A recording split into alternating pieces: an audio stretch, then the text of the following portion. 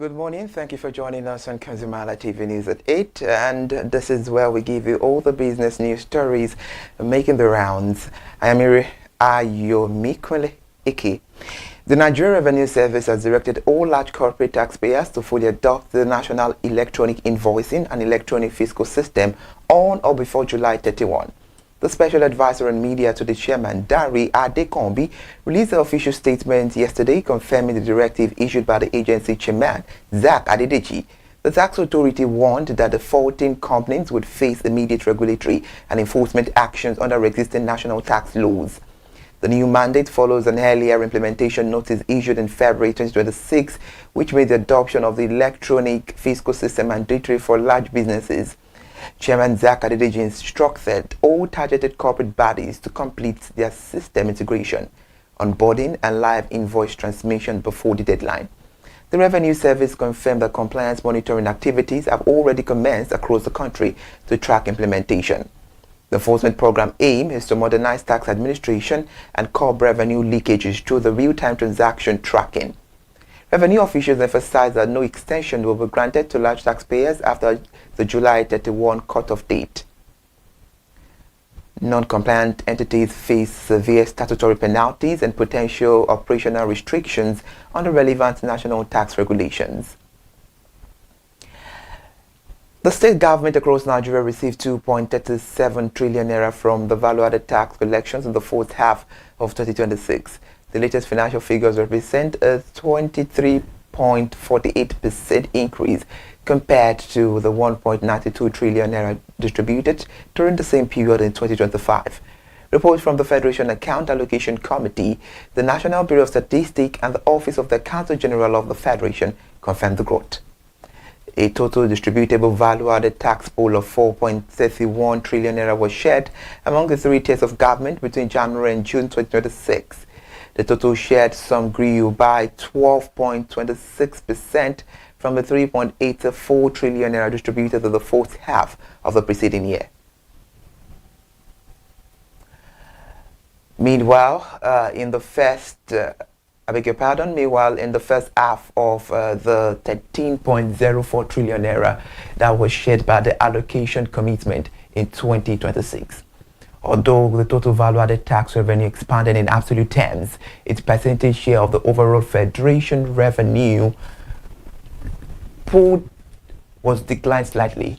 The financial analyst attributed this relative shift to the faster growth rate recorded by statutory revenue streams over the same 6-month period. The overall Federation disbursement got increased by 28.86% compared to the fourth half of 2025. And now the federal government is preparing to issue a second financial bond valued at 729 billion naira to settle a verified legacy debt owed to power generation companies. The Chief Executive Officer of Nigerian Bulk Electricity Trading PLC, Johnson Akinowo, announced the upcoming market transactions in a formal press release on Sunday. The initiative forms part of the Presidential Power Sector Debt Reduction Program designed to improve liquidity across the national electricity supply industry. The upcoming broad flotation will be preceded by an official investors forum scheduled for Tuesday, July 21, 2026. The second issuance completes the fourth phase of the Presidential Intervention Program, bringing total bond-backed debt settlement to 1.23 trillion naira. Akinowo noted that the initial 500 and 1 billion naira bond issued in January 2026 successfully met its first principal and keep-on repayment on July 14, 2026. The structured debt settlement framework aim is to restore investor confidence and clear the long-standing financial liabilities obstructing the power generation. By converting the short-term power sector liabilities into long-term capital market instrument, the government seeks to ensure a continuous electricity supply. Sector regulators.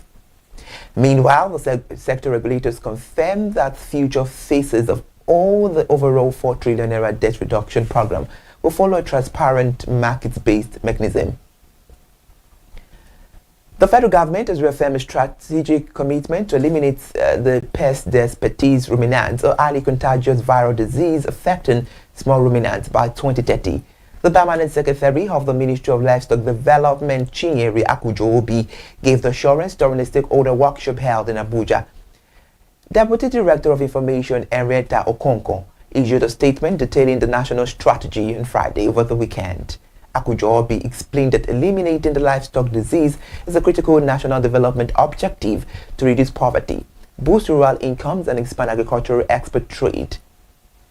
Nigeria currently holds the largest population of small ruminants in Africa. Meanwhile, it was estimated that over 200 million sheep and goats. And as it stands, the ministry is updating its national strategic plan for 2026 to 2030 in partnership with the Food and Agriculture Organization and the World Organization for Animal Health. The government has intensified targeted vaccination drives, laboratory diagnostics, outbreak surveillance, and cross-border trade controls to mitigate economic losses. Because sheep and goats provide a primary economic safety, a net for millions for rural households, disease eradication remains central to the National Agricultural Transformation Plan. But still giving you update on the news, the strengthened veterinary oversight along the regional trade corridors with neighboring nations will form a cornerstone of the updated framework. The organized private sector leaders and economic analysts expect the Monetary Policy Committee of the Central Bank of Nigeria to retain the benchmark interest rate at 26.5%. The Central Bank Policy Committee convenes a schedule with the macroeconomic review meeting on Monday and Tuesday amid shifting the global economic dynamics. Chief Executive Officer of the Center for the Promotion of Private Enterprise, Dr. Muda Yusuf, noted that global geopolitical tensions make interest rate cuts unlikely. Despite the Central Bank of Nigeria survey indicating that 61.1% of citizens favor the lower interest rate, economists expect monetary policy to remain tight. Dr. Yusuf explained that escalating the Middle East conflict have pushed international crude oil prices above $84 per barrel, feeding global inflationary risk. President of the Lagos Chamber of Commerce and Industry, Leye Kupolui, stated that while businesses desire reduced borrowing costs, the global volatility requires policy caution. The commercial lenders and private investors continue to face elevated capital costs, which heavily constrain industrial expansion and manufacturing output. However, financial experts maintain that the Apex Bank must prioritize exchange rate stability and inflation management before initiating monetary easing. The outcome of the two-day monetary policy meeting will set a direction for domestic credit market over the coming quarter. Nigerian bank holding companies may need a raise of a combined 971.764 billion naira in fresh equity capital under the proposed central bank regulations. The financial assessment report released by the Renaissance Capital Africa highlighted the potential capital shortfall across 5 major financial institutions. The report identified Access Holdings, First Holdco, FCMB Group, Guaranteed Trust Holding Company, and Stanbic IBTC Holding as affected entities. According to the capital impacts model, Access Holdings account for nearly 68% of the total projection, requiring 656.037 billion naira in the new capital. The First Holdco faces an estimated equity gap of 135.033 billion naira, while FCMB Group requires 112.826 billion naira. Guaranteed Trust Holding face a projected requirement of 56.019 billion naira and 11.839 billion naira respectively. The capital projections assume that the Apex Bank implement its draft regulatory framework without major modifications, while allowing banks to redeploy capital from downgraded subsidiaries. Financial analysts know that the proposed capital rules aim is to enhance a systemic resilience and strengthen the risk-absorbing capacity of financial holding structures. Affected institutions are evaluating capital raising strategies to ensure full compliance and the emerging regulatory standards. The federal government of Nigeria has launched the iDice Startup Bridge Growth Lab Accelerator, offering up to $350,000 in funding to 12 Nigerian technology startups. The initiative is funded through the Investment in Digital and Creative Enterprises program and implemented by the Bank of Industry. The program organizers announced the opening of applications for the 12-week Growth Accelerator with an official statement on Sunday. The selection process will identify 2 promising technology ventures from each of Nigeria's 6 geopolitical zones for intensive scaling support. The national coordinator of iDice Startup Bridge, Ife Adebayo, confirmed that qualifying startup will receive an initial $100,000 cash investment for 7.5% equity. The startup meeting specific operational growth milestone will also gain access to $250,000 in follow-up of the capital. The Growth Lab represents the second phase of the National Startup Development Pathway, which is targeted at businesses with minimum viable product ready for market expansion. Participative companies will receive mentorship, investment readiness training, and direct access to international venture capital networks. The program seeks to strengthen foundation and enterprise capabilities and drive technological innovation across the Nigerian economy. And before we end the news, Nigeria's top 6 commercial banks have grown their asset base at a significantly faster rate in local currency terms than their South African peers over 5 years. Financial data show that combined assets for First Holdco, UBA, GTCO, Access, Zenith, and Ecobank expanded by 272%. Total assets for the top Nigerian lenders rose to 213 trillion naira, or $154 billion by the first quarter of 2026. In contrast, South Africa's largest 6 banking groups grew their combined asset by 40% to 12.06 trillion rand over the same comparative timeline. The former central bank Dr. Chukwuemeka Hiwoma attributed the asset growth of Nigerian lenders to aggressive branch expansion, rising deposit liabilities, and broader regional credit creation. Emerging market analyst Ike Ibiabuchi noted the rapid local growth reflects structural economic expansion. Despite the faster growth rate of Nigerian financial institutions, South African banks maintain a significantly larger absolute balance sheet scale in global currency terms. The asset base of South Africa's top 6 lenders stand at $664 billion, making it 4 times larger than Nigeria's top tier 1 bank. Analysts emphasize that domestic lenders must maintain strict credit quality standard alongside the balance sheet expansion. Good morning. Thank you for joining us on ConsumerHallaTV News at 8. I am Iri Ayomikole. Have a productive week ahead.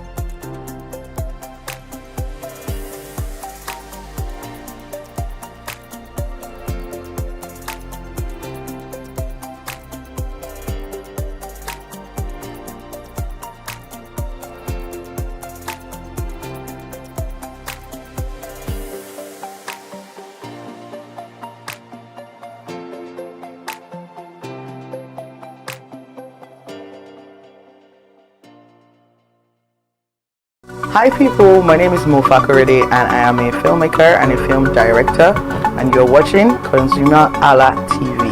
ConsumerHalla TV is everything consumer advocacy, consumer rights, everything that has to do with consumers.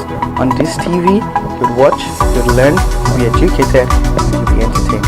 Keep watching ConsumerHalla TV. My name is Olubukola Ozone, a photographer and a social media enthusiast. You're watching ConsumerHalla TV.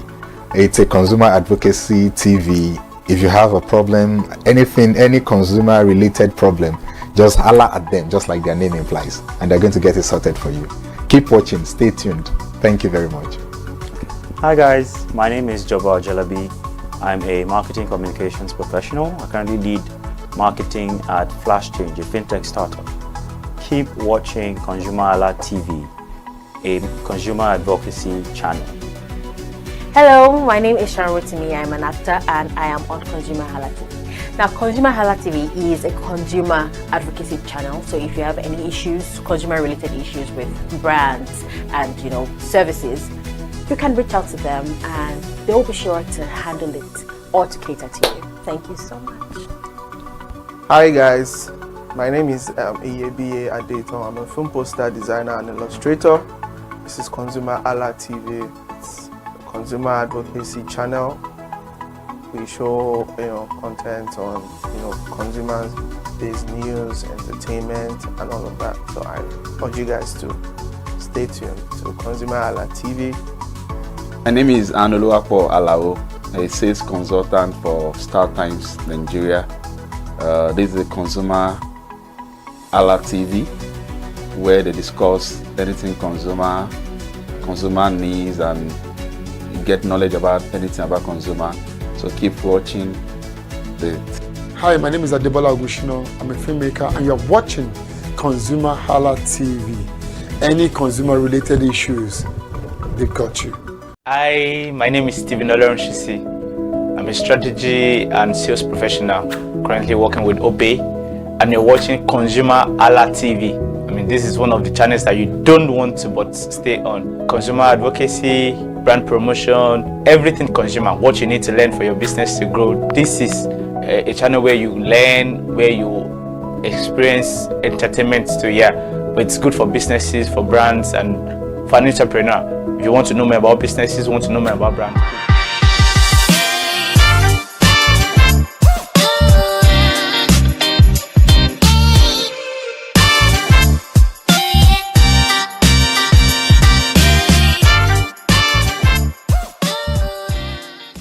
Hello consumers, welcome back to another episode of Market Today on ConsumerHalla TV.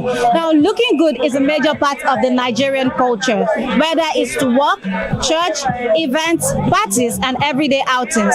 Looking good, being fashionable is a major part of our daily lives. But with inflation affecting the cost of goods and services, many Nigerians continue to wonder how expensive or what does it cost to be fashionable in today's economy. Interestingly, we have been to Oshodi Market last year and we asked about the prices of clothing materials and fabrics. And today we are back again at this market to ask the same question. What is the current prices of clothing materials or fabrics in this market? Today we are asking the traders if the prices has changed, and if it has, how wide is the margin? We are also asking them if the consumers are still buying in the same quantity as before, and how are they coping with the harsh realities of staying fashionable in Nigeria's economy. My name is Peace Nweke and this is me on Market Today for ConsumerHalla TV. Come with me guys, let's go explore.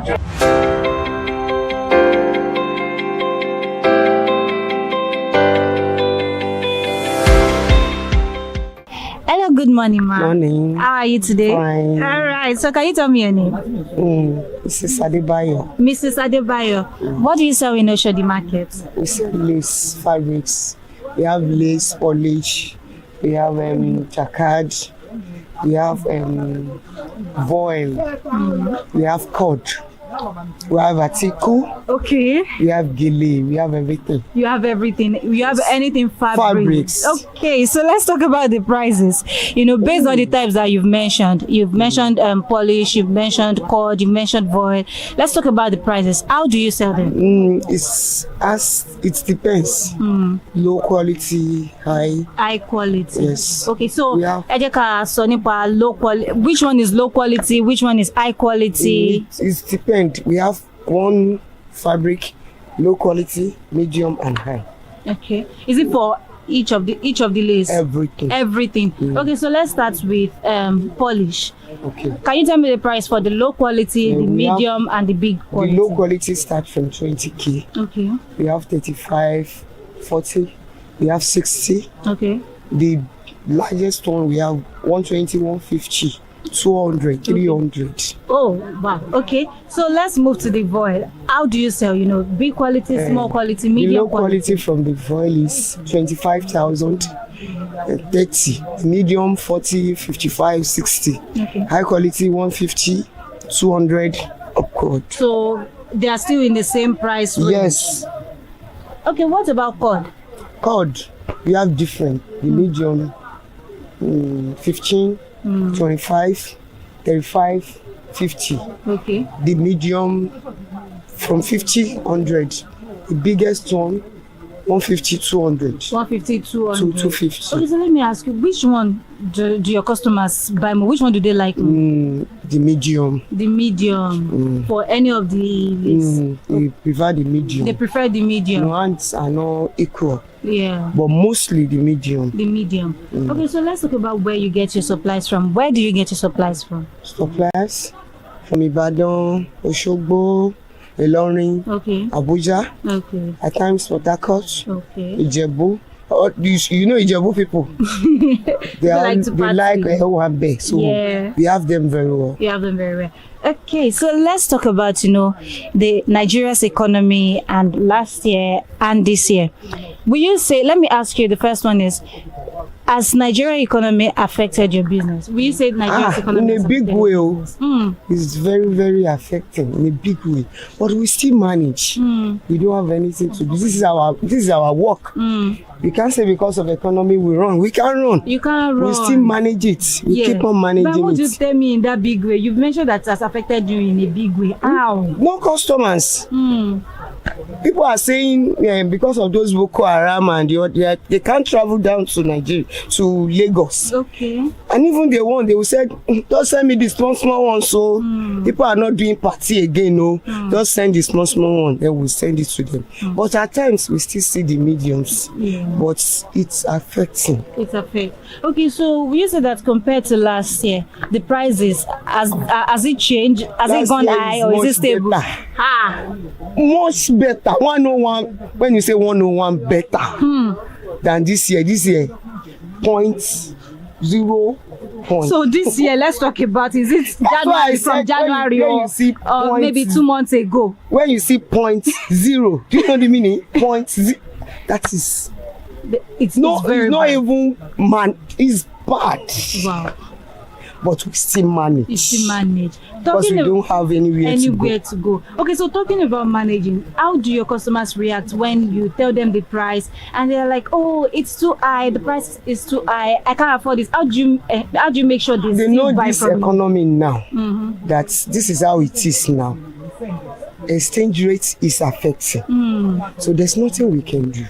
They accept with us. And the one we are selling 25,000 last year, we sold it this year 30, 35. But they accept because they want to sell to their customers too. So there's nothing we can do. They manage with us. We manage with them. So. Okay. So let me ask you, is there a particular season where you sell more than a regular day? You don't have any season again. No season again. We have to have season before. But now, there's no season. No season again. Because this exchange rates, Nigeria economy, all these things is affecting a big way. It's affecting. So we don't have any this thing again. Okay, you've been mentioning exchange rates. It has been affecting your business. How has it affected your business? That one has been affecting before it is before Okay. this year. Okay. But now we think the exchange rate is even better now. Okay. Because it stands. It's not going up. It stands Okay, so it's stable right now. now. It stands now. So, but there's nothing we can. It still affects. It's still affecting. Yes. Okay, so my last question for you. I believe you know about the increase in fuel prices. So we say that transportation costs, fuel costs has affected your business. Everything based on this transaction. Still based on this transaction. So it's affecting. It's even before last year, we can say the exchange rates or fuel or transportation, everything has low management. Yeah. But now, it's not good. It's not good. It's not good at all. All right, thank you so much for your time, ma. Thank you.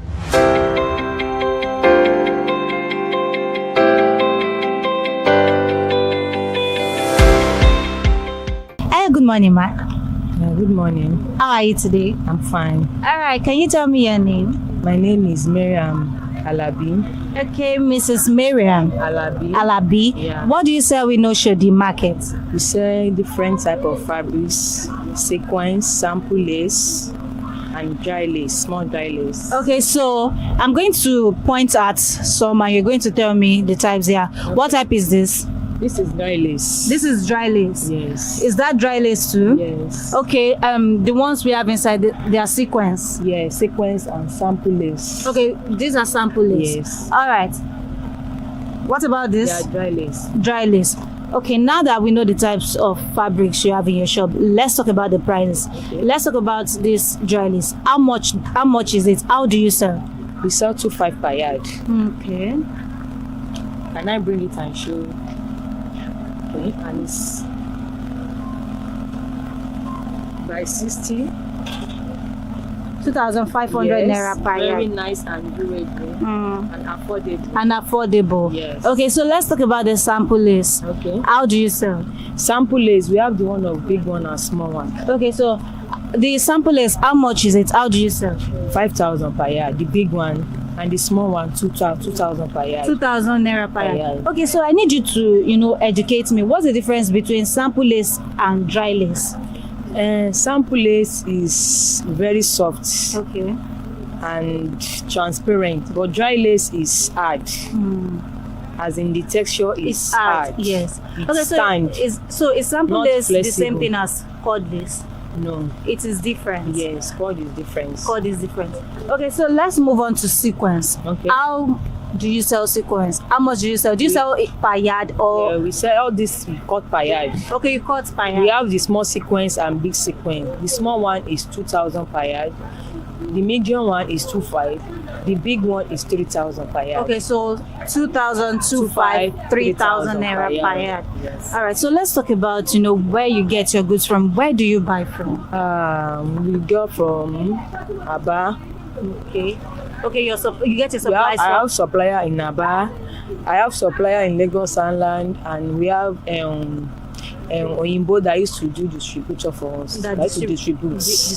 Yes. Okay, so let's talk about the economy, Nigeria's economy. Okay. Would you say that Nigeria's economy has affected your business? Has it made the prices of your supplies of your goods to go high, or the prices are stable? It really affects it too. It's not stable.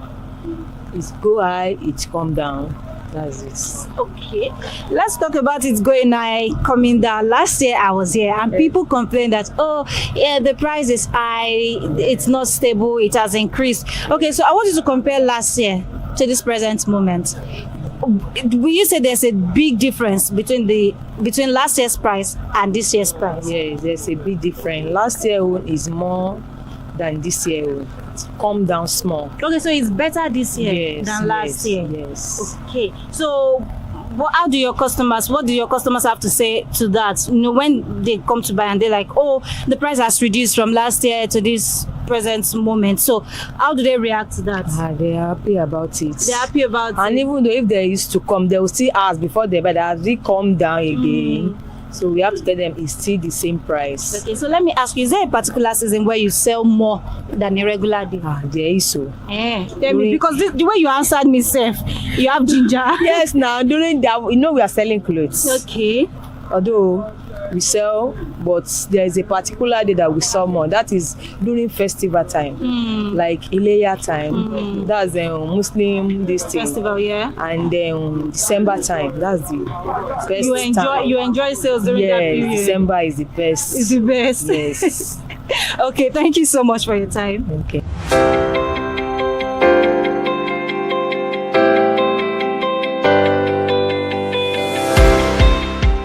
Hello, good morning, ma. Good morning too. How are you today? I'm fine. All right, can you tell me your name?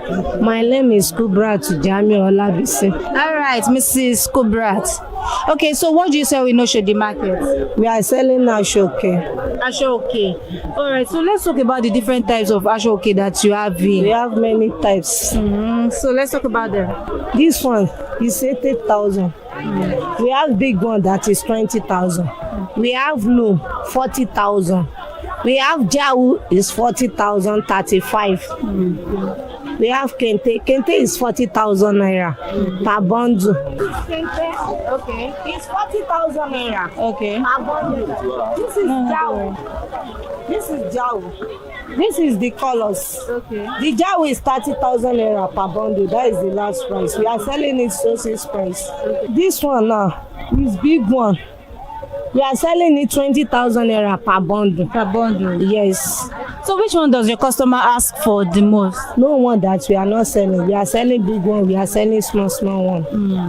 So in this shop now, which one is the most affordable Ashoke we can find in this shop? And which one is the most expensive Ashoke we can find in this shop? Is this one? It's 40,000. It's loom. Loom. Yes, okay. We are calling it loom. This is loom. Okay. It's 40,000 naira. Yes. Okay. So let's talk about, where you get your supplies from. Where do you buy your supplies from? We are supplying us from Ilorin. From Ilorin? Yes, Iseyin. Okay. Ghana people. We have Ghana people that they are supplying us. Okay, the Ghana people are the ones that supply you, Kente? Yes. Okay. So let's talk about, the prices compared to last year, because we were here last year. Yes. Now let's talk about the prices of today compared to last year. Will you say that the prices has gone up? Is it the same thing or it has changed? No. Last year we said the small one 6,500. Now we are selling it 7,000 naira. 7,000 naira. Yes. The big one last year we said it 15,000. Now we are selling it 20,000 naira. Okay, so what about this loom? How much did you sell it last year? Last year we sell it 25,000 naira. But now it's 40,000 naira. Yes. Okay, so what are your customers saying when they come to buy from you and they've seen that the price has increased? How do you make them still buy from you? We are explaining for them because they don't have choice to buy it. We are explaining that everything is cost now. Everything is costly now. Yes. Okay, so let's talk about season. Is there a particular season where you sell more than a regular day? So lọ́jọ́ kan tó jẹ́ pé yes, okay. It's God know that one, no. We cannot prepare. Okay, all right. Thank you so much. We can't predict. It's God knows that one. Okay, thank you so much for your time.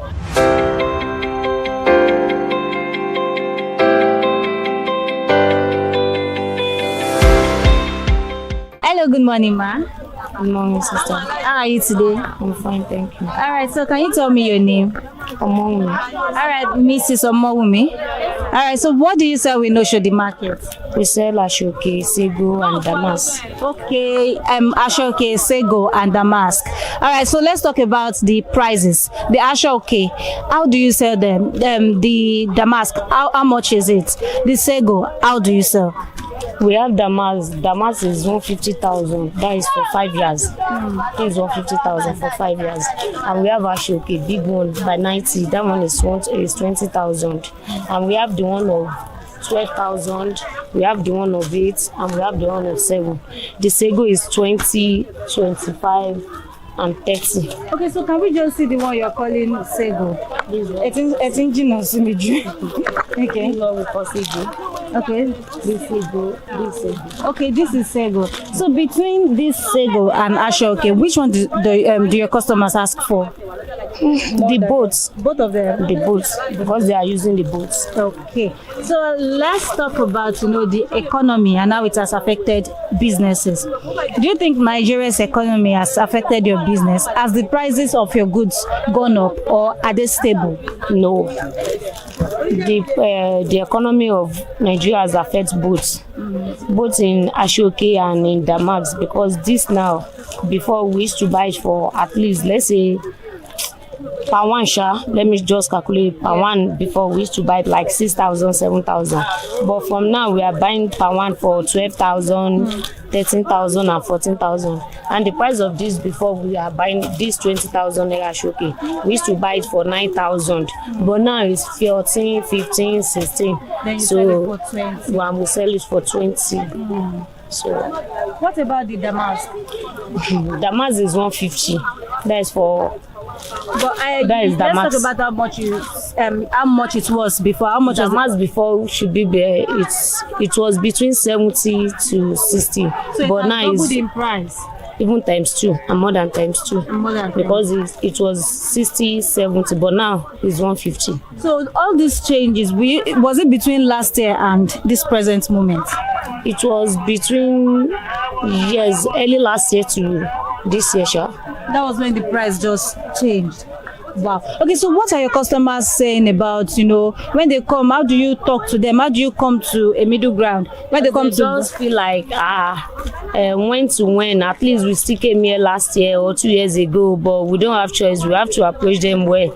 We are sorry, it's not our fault. It's the fault of the people doing it, this and that. So that is how we wish to tell them. That's how you talk to them. That is it. Okay. So where do you, talking about, the supplies that you have here, where do you get them from?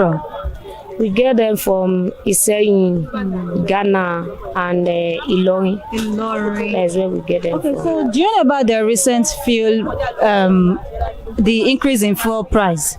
No, I don't know. So you are saying I don't buy fuel. Because you don't buy fuel. So you are saying that I'm not using it. So what you are saying now is it did not affect your business in any way. It affects, because if they come now, if we say how much is this now, last week, 2 weeks ago, there are some goods that they brought, we still bought them for between 6,000, but they are outside now, we've not even checked it. They are saying they are going to sell it for 6,500 and we are selling 775. So when we ask, they say fuel is cost this and that. So I don't buy fuel, so how will I know if the fuel is cost or not? But I used to hear fuel is cost. So okay, thank you so much for your time, ma'am. You're welcome.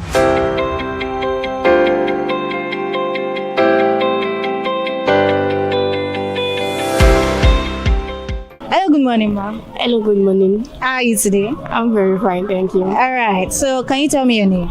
Oh, my name is Chioma Okorori. All right, Miss Chioma, right? Yeah. Let's talk about what you sell in this market. What do you sell in Oshodi market? We do sell beaded lace and sample lace. Beaded lace and sample lace? Yes, ma'am. All right, so let's talk about the prices. How do you sell? Do you sell based on type? Are there different types? They are on different ranges though. Okay. We have different ranges. We have the one of 10 upward. We have the one of 10, 15, 20, 30, 35, 50, depending on the one you want. Okay, depends on the one, the person. Yeah. So between the beaded lace and the sample lace, which one is more expensive? The beaded lace is more expensive. So what is the price range for that? The beaded lace, we have, that is one of 10, 15, 20, 35, 50, okay, depending on the one you want. Okay. While our sample lace, we have the one of 7, 5, 6. Okay. But 5,000 is our list. The list price. Yes. Okay, so let's talk about, where you get them from. Where do you get your supplies from? Our supplies, we don't get it in Nigeria, though. It's outside Nigeria. Okay. All right, so let's talk about, the economy, inflation, and how it has affected businesses. Would you say that inflation, Nigeria's economy today, has affected your business? Has the prices gone up, or is just still the same? No, the prices has gone up though. Let me say this year was better than last year. Because our prices for this year has increased than last year though. So what are you saying? Is it last year is better than this year, or this year is better than last year? Last year was better than this year. Last year was better than this Yeah. year. Okay. Talking about last year being better than this year, was there a particular period when the price was better last year, or just all through last year the price was okay? Like, I'm going to say the inflation of prices of last year was better than this year, though. It was better than this year. Okay. What about beginning of this year to this present moment? Has your price changed at any point in time? Consider the seasonal period, the Easter period, the Eid al-Fitr period. Did you increase price, or was it the same thing? Has it been the same thing from January up to this moment? Yeah, it has been the same. So you did not change price? No. Okay. So how do you, talk to your customers, or how do you get to a middle ground with your customers when you tell them the price and, they react and be like, oh, the price is too high, the price has gone up. How do you get them to still buy from you? Though we talk to the customers lovely, like we joke with them. Apart from that, we joke with them to let them know that this price is so amount too. It's not for you guys to pay, because we are going to pay our staff from the whole thing. We are going to pay our shop rent, NEPA bills and other bills. Expenses are there, so we have to let them know that this is what we do. That is why the money is like this. We added some other things. We need to pay shop bill and other things, you understand? Okay, so my last question for you, would you say there's a particular season where you make more sales compared to a regular day? During the festive season. You make more sales? Yeah. All right. Thank you so much for your time.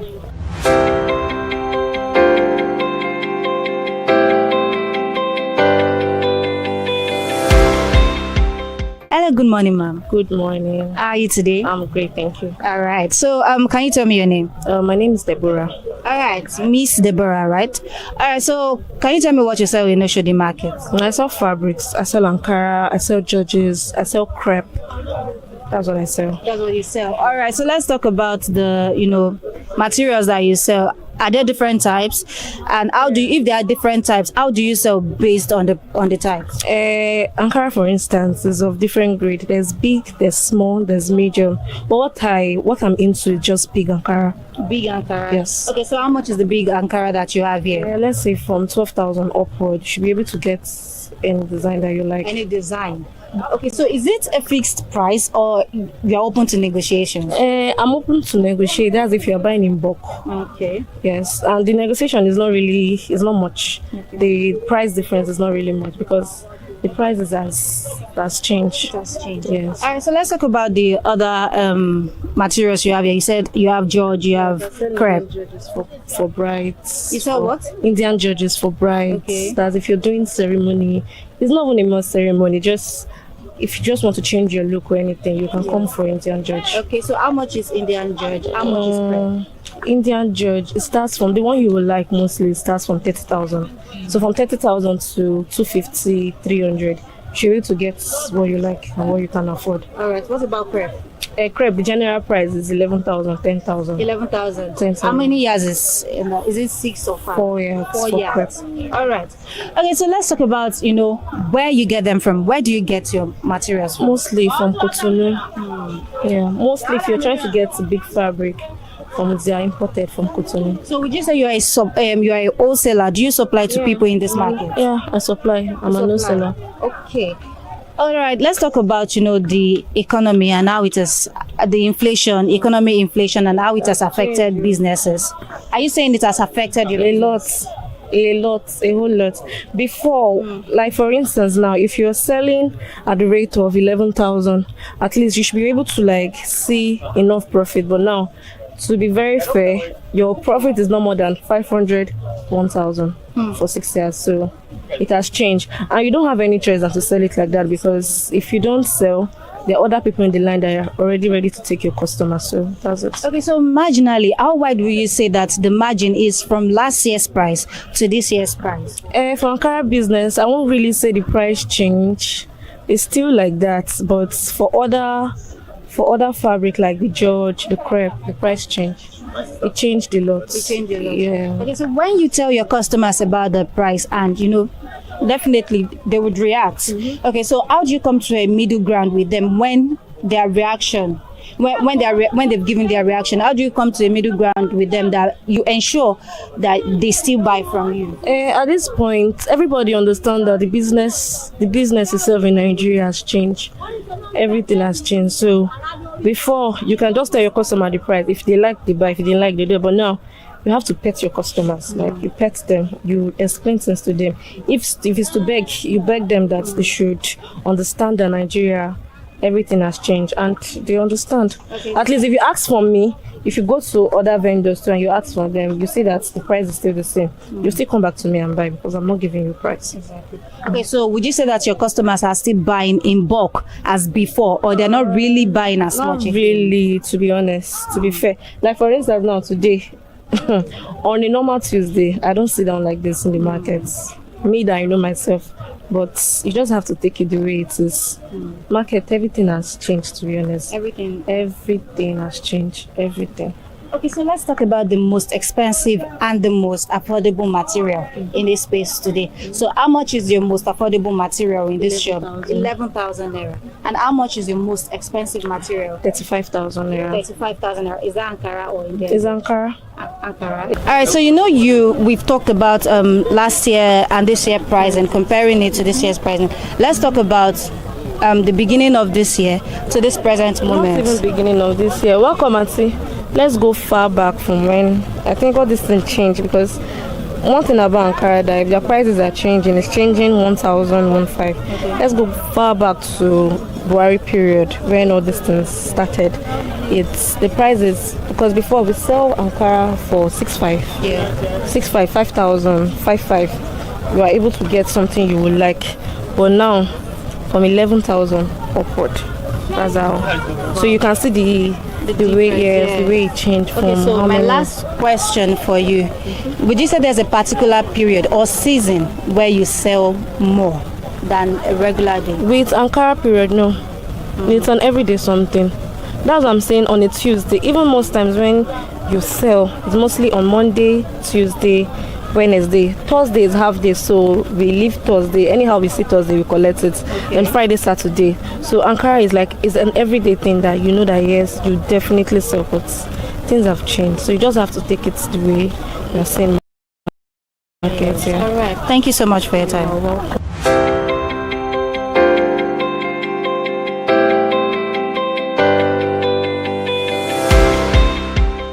Hello, good morning, ma. Good morning, no. How are you today? I'm fine. All right. Can you tell me your name?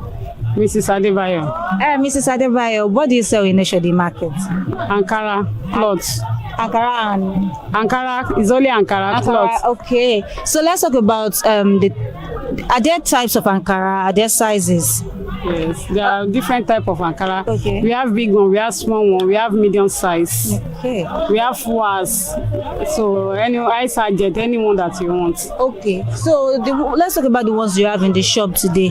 Which size? What type do you have in the shop today, and how much do you sell them? I have big one. All these CCC has big one. Yeah. We are selling it for 12,000. Okay. I have wax. Big one. 11,000, 12,000, different price. This one medium size, medium height targets for 4,000, and we have small one, 3,000. 3,000 naira. Yes. Okay, so let me ask you. Looking at the economy, looking at Nigeria's economy today, would you say that the economy is favorable to your business? No, it's not favorable to our business. So the business is very dull now. Since morning now, I just sell market. Since morning that I've reached here now since after 8. Now I just open market. I just sell one cloth today.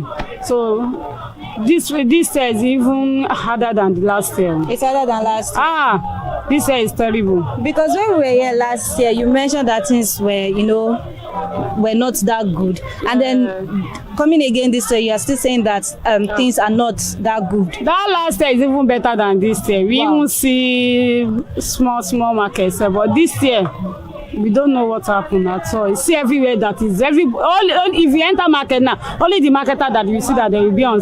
You cannot see customer. If you enter different shop like 10 or 20 shops now, before you see customer in front of anybody, you not see less than 3 or 4 shops. You see customer. See everywhere that is dry. Yeah. There's no market. There's no market. All right, so would you say that your customers are still, saying that your customers are not really buying as before? Let's talk about how you come to a middle ground when they price.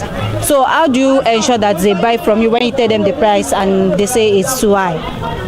The price is not too high. We are selling the normal price. Even Ankara, you cannot cheat in Ankara. I don't talk of Guinea or lace, but Ankara have fixed price. Everybody already know Ankara because of Owambe, party. Yeah. So most people know the price of Ankara. You cannot cheat. Even the gain that we are seeing in Ankara is too small than any other business.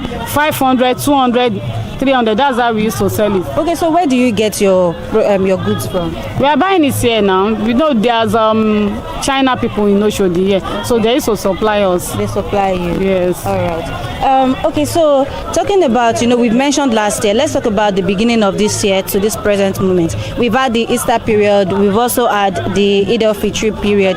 So, do you think you make more sales during seasonal periods, or the sale is just the same? We have more profits than season price, but after season everything will just dry.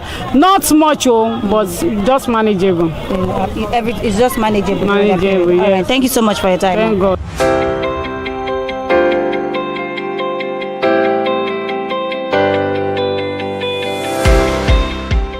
So how much does it cost to stay fashionable in Nigeria's economy today? Hello consumers, hope you've enjoyed today's episode of Market Today on ConsumerHalla TV. And today at Oshodi Market, we've been able to know that however fashionable you want to be depends on your budget, your taste, affordability, and how well you can cope with the harsh realities of inflation in Nigeria's economy. And as consumers try to stay fashionable, they also try to stay more deliberate with their spending, while traders try to find ways to keep their businesses afloat. It is not over, but until the next episode, you can find us on ConsumerHalla TV on Instagram, Facebook, TikTok, YouTube, and X. My name is Pisunweke, and this is me on Market Today for ConsumerHalla TV. Until the next episode, bye for now.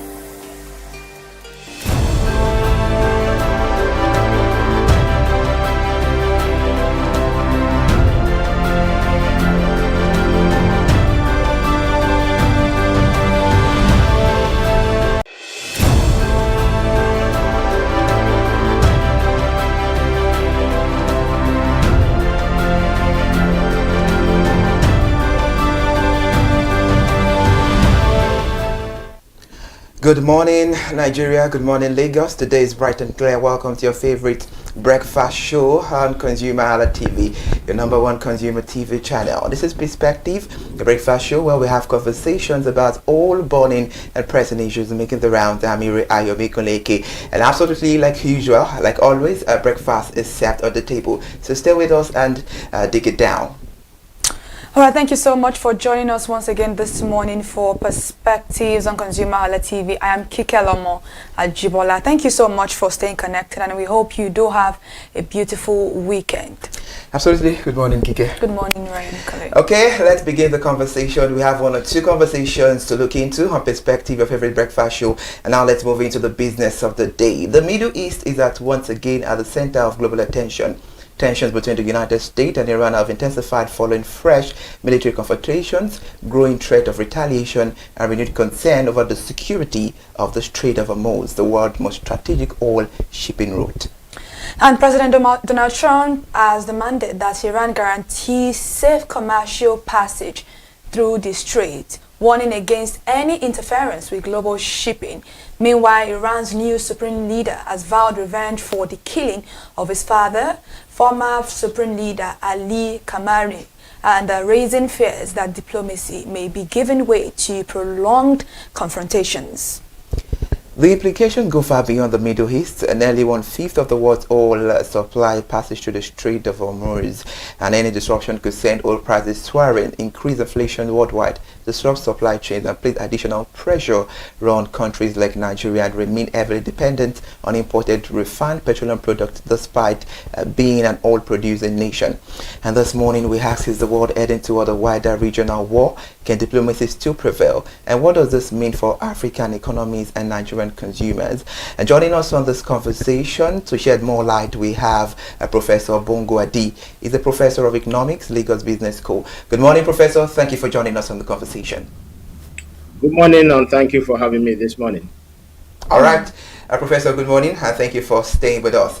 Now let's begin the conversation, because once again the US and Iran are now making headway. They are in the news back. We thought this is over, but we never knew that this is just getting started. So now to begin from the foundation, give us a clear picture of where the US-Iran conflict stands today. Oh, thank you very much.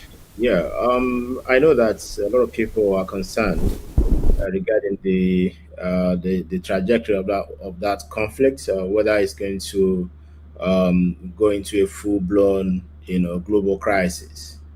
I think it's not. It is very unlikely that it will trigger a full-scale global crisis, or something like a world war, any sort of systemic collapse. But it's already causing significant regional disruption, no doubt about that, and then economic ripple effects with risks of further escalation. So it started on February 28th with major U.S.-Israeli strikes on Iran, including the killing of the supreme leader Ali Khamenei. So leading to retaliatory attacks, involvement of proxies, Hezbollah, the Houthis, and heavy disruption of the Strait of Hormuz. A ceasefire memorandum of understanding were reached in April to June, but it has broken down. Iran has attacked commercial vessels in the Strait, July 6 to 7 incidents, prompting renewed U.S. strikes ongoing into this period, targeting missile sites, coastal defenses, and so on. And then President Trump, the U.S. president, has declared the ceasefire over, and then he has signaled intensified pressure.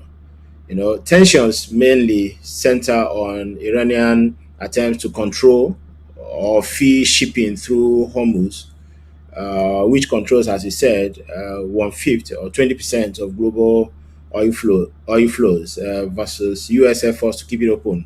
So Iran wants to close, to force the U.S. out, because they also want to kind of, escalate the conflict to involve other countries, so that they can whittle down the U.S. impact, or, kind of push them out, because if the U.S. reckon that Iran has a capacity to draw into other nations, into that. The United States, of course, may be interested in limiting the collateral damage.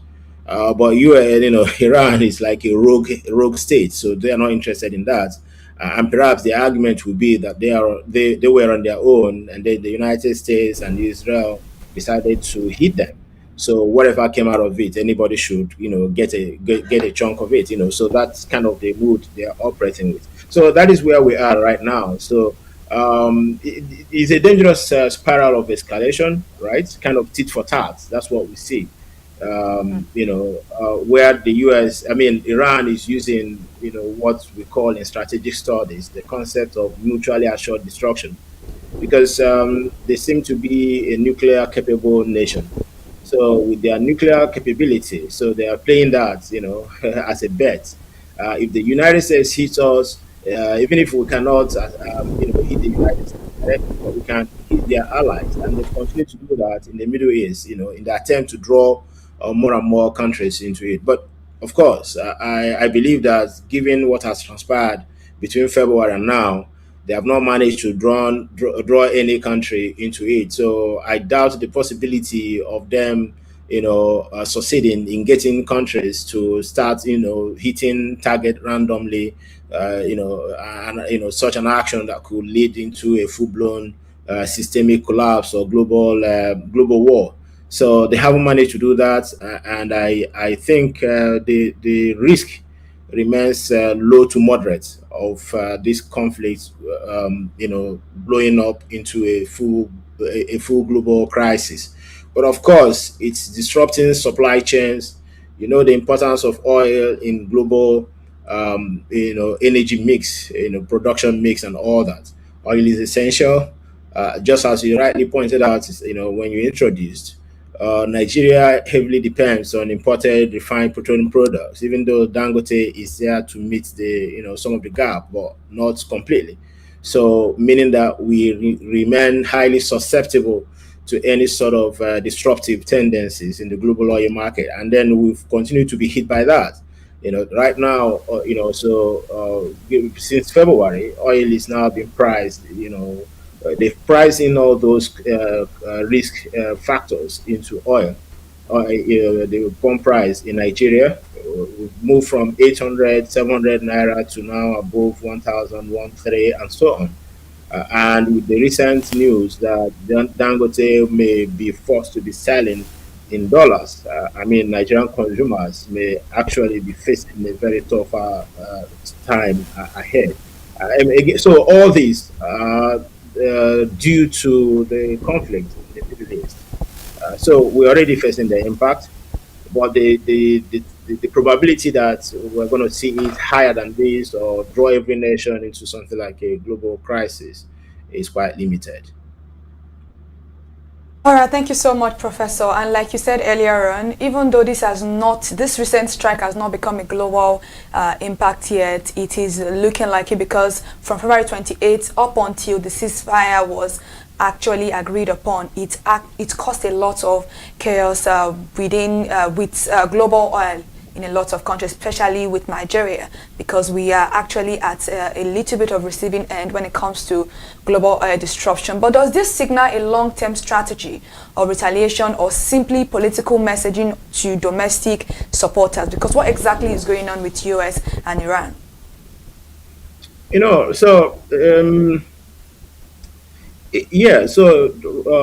let's put that in the right perspective, because regardless of what everybody's saying, oil remains very essential to global production.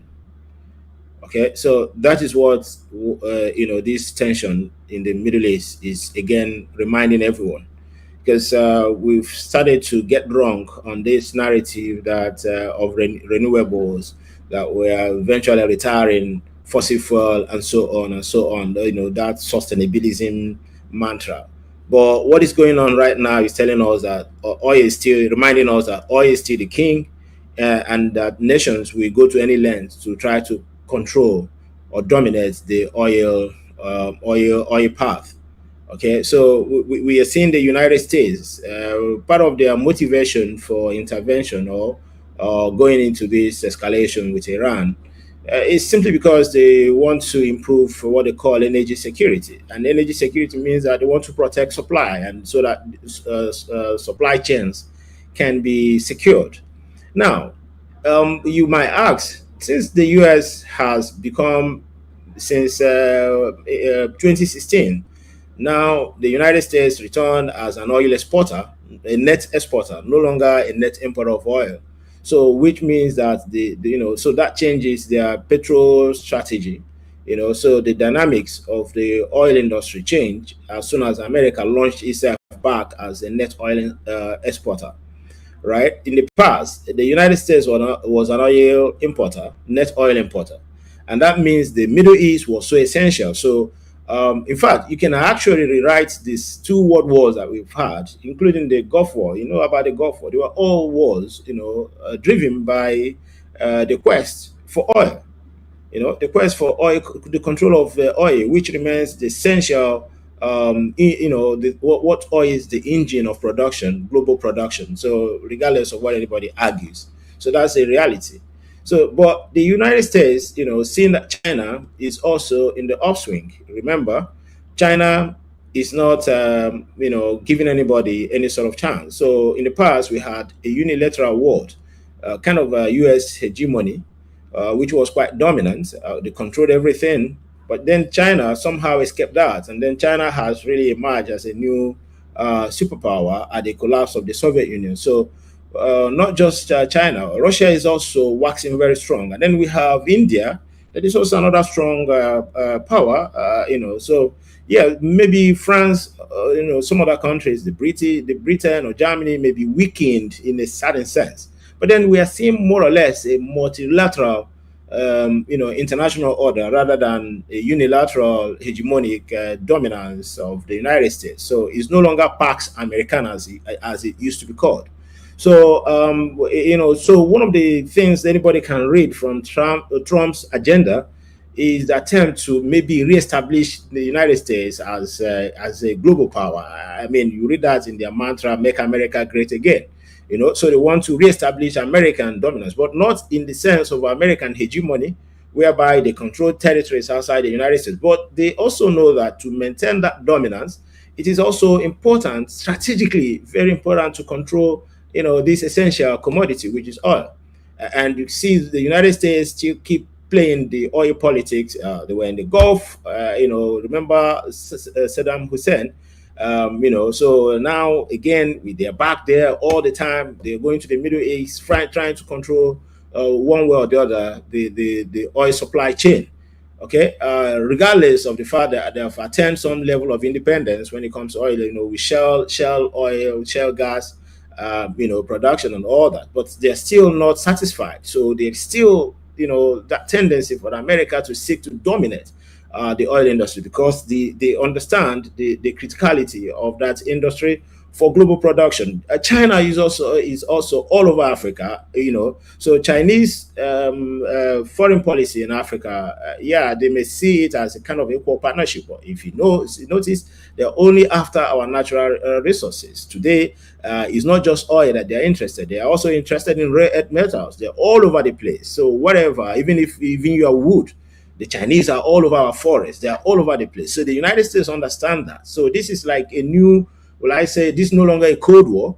Okay, so let's call this a sort of a resource war going all over. So what the United States is doing in the Middle East is no different from what China is doing in a different guise all over Africa. So they are still so much fixated in the control of resources. And the world economy as it transits, it doesn't reduce the demand or the need for raw materials. In fact, it keeps increasing it.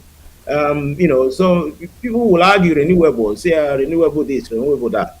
But you notice that even though we're talking about artificial intelligence today, data centers, the real thing that is powering all that industry is still the rare earth metals. Much of them found in, outside the United States, outside China, in Africa, and in other parts of the world. So you see them still doing the same thing. So the more it changes, as the French we say, plus ça change, plus cela mange chose, the more it changes, the more it's still the same thing. So I don't see what has changed. It's still the same quest for oil, same quest for control and dominance of global commodity chain. This is absolutely interesting, Professor. Now, when we have a conversation like this, it's very important for us to look into the energy market as a whole, because this conversation is really important, because 18 to 20% of the world oil go through this route. So what could you think could be the reason why energy markets react almost immediately whenever tension rise in the Gulf?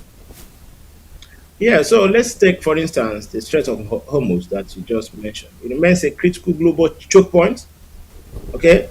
And when you control 20% of global, of volume, you're talking about 20 to 21 million barrels of oil per day, okay? That's not trivial, that's not insignificant, right? And then it also carries significant LNG, traffic. So again, it's between Iran and Oman, highly vulnerable to mines, missiles, drones, or naval harassment.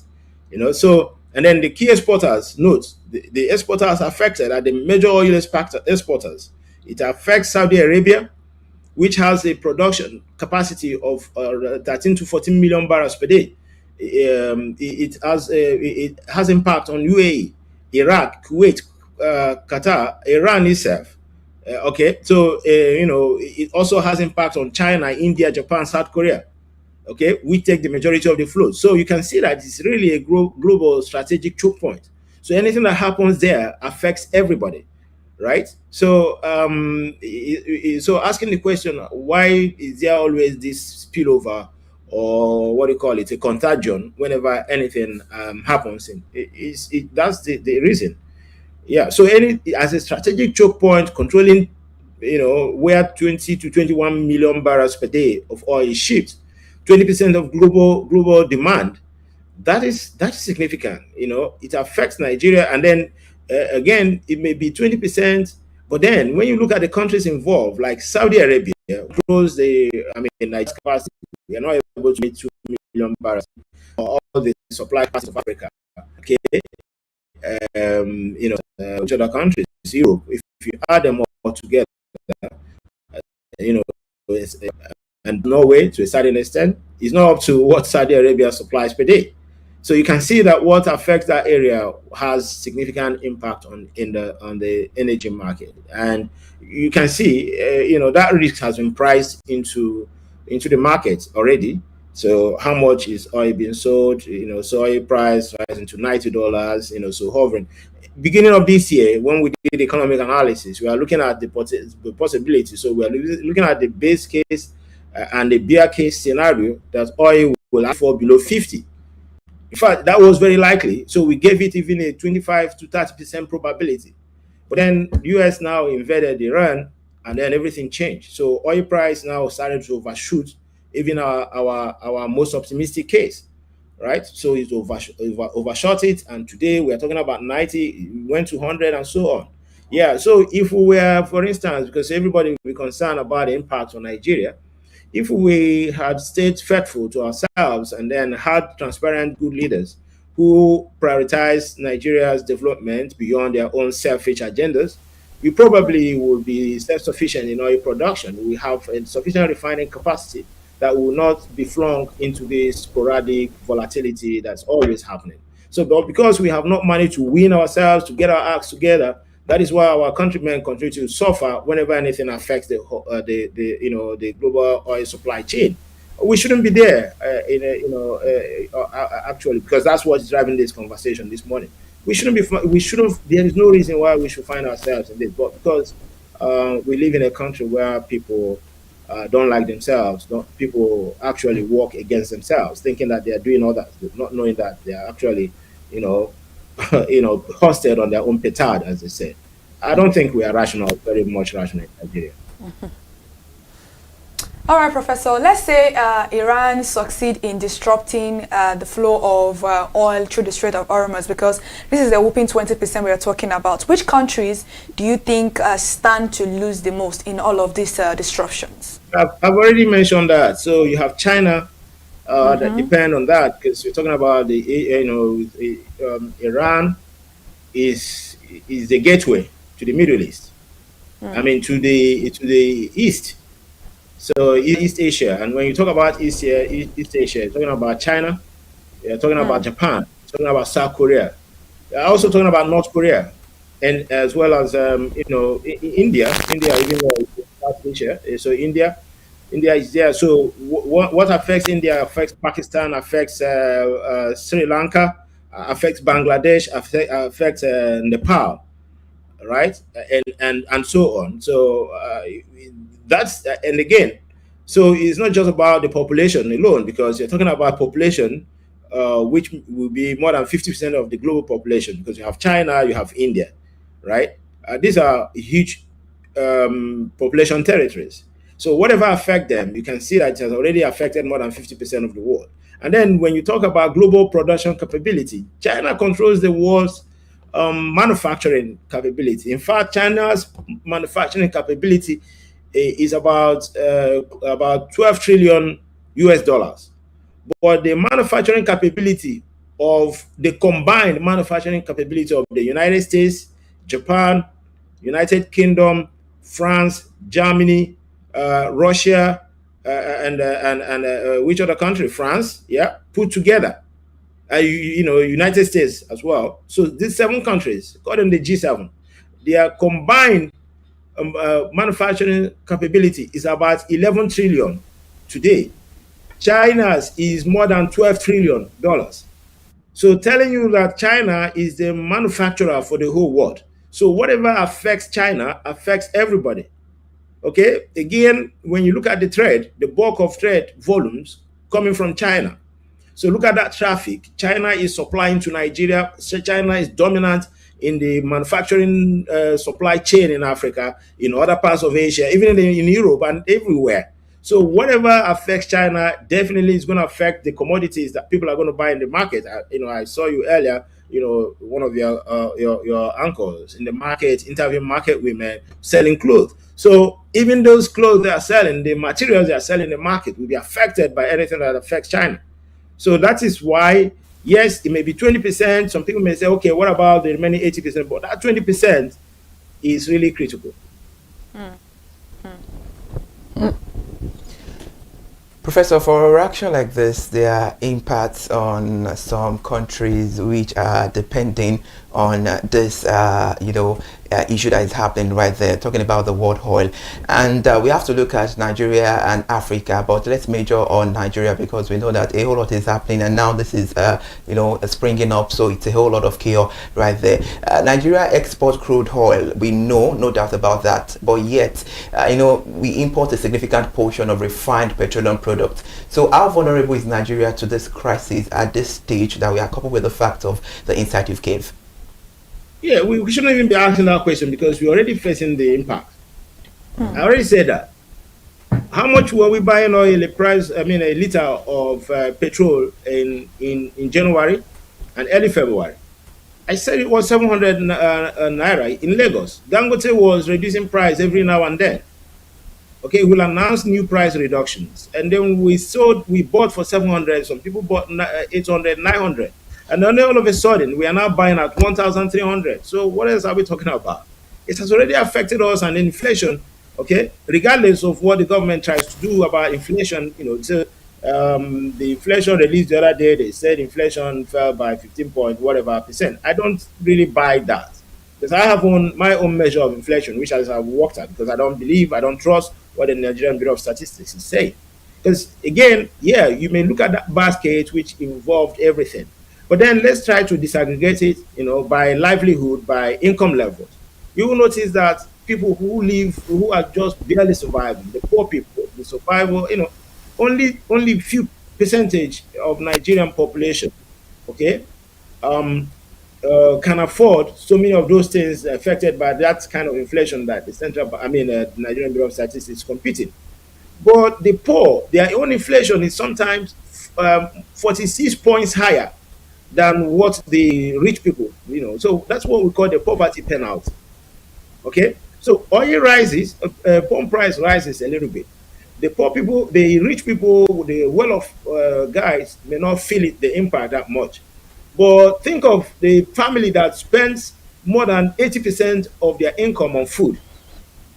Okay, 80% of income.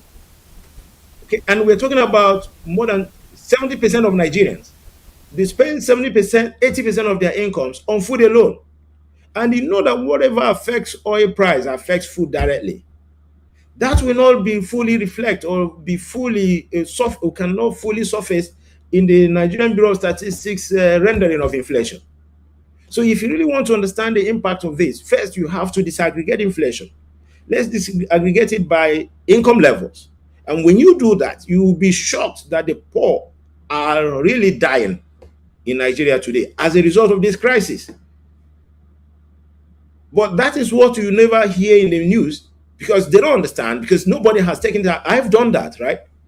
So this is the reality. The poor people, they don't even have options. And then government claims to, launch all manner of support for the poor. Eventually, it doesn't get to them. What gets to them may be less than 10% of whatever government plans for them. Everything is, it fritters away and is stolen by the same government people. So that's the reality we face in Nigeria today. So it's like in the news, because these poor people, because the Nigerians have been so mesmerized and impoverished that they don't no longer have voices. Even the civil society no longer have a voice. Nobody speaks again. Okay, so we have reached to the level where the civil society has been completely, eviscerated. So they no longer speak, they no longer talk, they're in fact inactive. So what we get is just one-sided story from the government. They are the ones who produce statistics. They are the ones who give themselves a pat on the back. They've done their reform is working, they steal from the same person. I mean, you want to get me going this morning.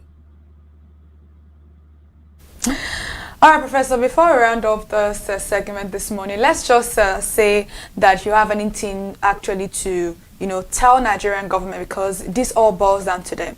Citizens have been affected, business people have been affected, even the civil servants are also being affected. So if there is one lesson that Nigeria has taken away from this thing, is the fact that we need to sit tight and also understand the fact that we are oil producing countries. So this naturally should not even be that much of a huge impact on us. But then thousands of kilometers away, we are still being impacted. What do you advise the government to do moving forward, apart from this particular situation that we find ourselves in, moving forward in other global tension? What can Nigeria do to better protect its citizens from the shock? I don't have too much to say. I have this one thing: return subsidy. They should bring back the fuel subsidy. Full stop. Oh wow. All right, thank you, Professor, for joining us on the conversation this beautiful morning. Your insights are well explained, well analyzed, and absolutely we hope to see and get good results if the subsidy have been returned. Thank you so much for your time, Professor. Thank you. Have a great day. And have a productive week ahead too. Thank you. All right, that was very, very, clear and well detailed. That's Professor Bongo Adi. He's a professor of economics, Lagos Business School, joining us on the conversation about Middle East on the bank. Will the US-Iran escalation trigger a global economic crisis? Thank you once again, Professor, for joining us on the conversation. And now back to the studio. The Middle East remains one of the world's most strategically important regions, and every escalation carries consequences far beyond its borders. And whether through higher fuel prices, inflation, disrupted trade, or global financial uncertainty, events unfolding around the Strait of Hormuz have the potential to affect households and businesses across Africa. The key question is whether diplomacy can still prevent another prolonged regional conflict, or whether the world must prepare for a new era of geopolitical and economic instability. We have to thank our guests again for joining us on the conversation. Kike, we are still here. We're moving to the second half of the conversation. Thank you for still staying with us.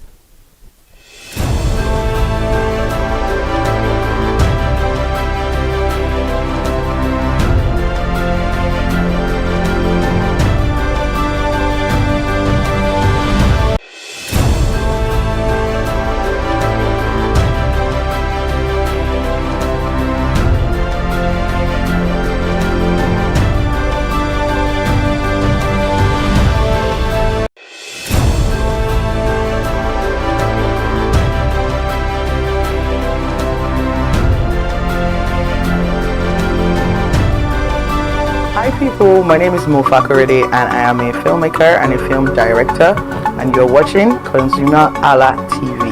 ConsumerHalla TV is everything consumer advocacy, consumer rights, everything that has to do with consumers. On this TV, you'll watch, you'll learn, you'll be educated, and you'll be entertained. Keep watching ConsumerHalla TV. My name is Olubukola Ozone, a photographer and a social media enthusiast. You're watching ConsumerHalla TV. It's a consumer advocacy TV. If you have a problem, anything, any consumer related problem, just holla at them, just like their name implies, and they're going to get it sorted for you. Keep watching, stay tuned. Thank you very much. Hi guys, my name is Joba Jalabi. I'm a marketing communications professional. I currently lead marketing at Flash Change, a fintech startup. Keep watching ConsumerHalla TV, a consumer advocacy channel.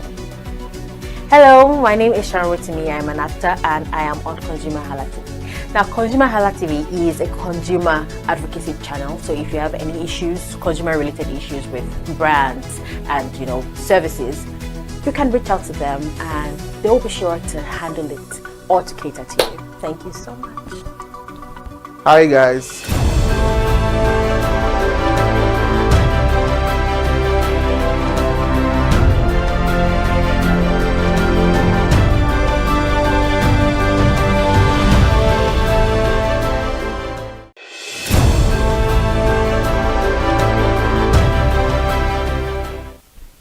Hello, welcome back to Perspective this Monday morning on ConsumerHalla TV. And in case you're just joining us for the second half of the program, do not be afraid. You have not missed really much. You can always go back to our playlist to catch a watch on what we just discussed with Professor Bongo Adi. But now we're moving to the second half of the conversation this morning, and it is always a very beautiful conversation to have on the program, and this is about the Revenue Mobilization Allocation and Fiscal Commission, RMAFC, as they have submitted to President Bola Ahmed Tinubu its recommendations for the review of the remuneration package for political and public office holders. While the details have not yet been made public, the move has already generated widespread public debate because it comes at a time when many Nigerians are grappling with inflation, high food prices, rising electricity tariffs, and the increasing cost of living.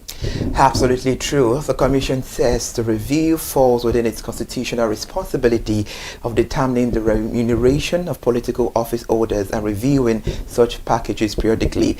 However, critics argue that any increase in the earnings of elected officials at this time could further widen the gap between political leaders and ordinary citizens struggling to survive.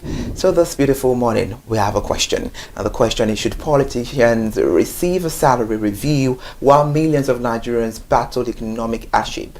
Is the remuneration of political office holders truly the country's biggest concern? And how much do public office holders really cost Nigeria? And what reforms are needed to restore public confidence in governance? And to help us shed more light on the conversation, we have joined by a global affairs analyst, Mr. Reggie Kiokpa. Welcome to the conversation side. So good to have you again. Hey, good to have you. Thank you for having me.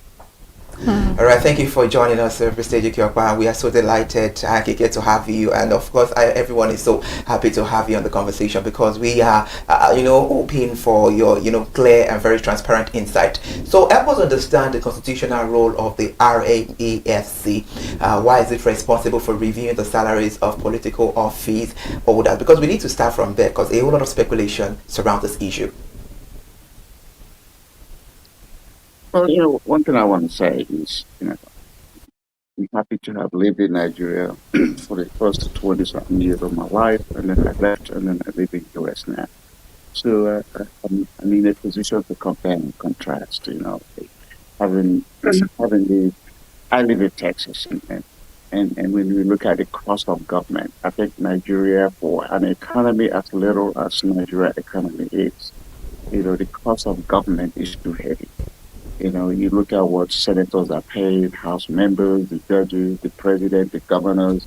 Anytime you're in a country and your rich people are your political people, your economy, your country is in trouble.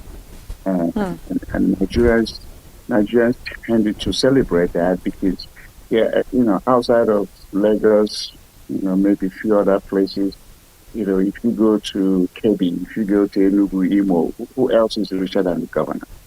Who else is richer than all the house members? You see them get an allowance for fashion, allowance for housing, allowance for this and that. I'll put it in perspective for you.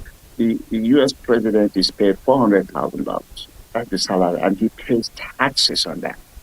Most Nigerian governors can pocket that money, for a trip to Dubai or whomever. And our senators, whether you're a member of the House or the Senate, is still the same salary, is less than $200,000. And then, so you now come to Texas, for instance, our legislature, our legislature is made up of a state house and a state senate.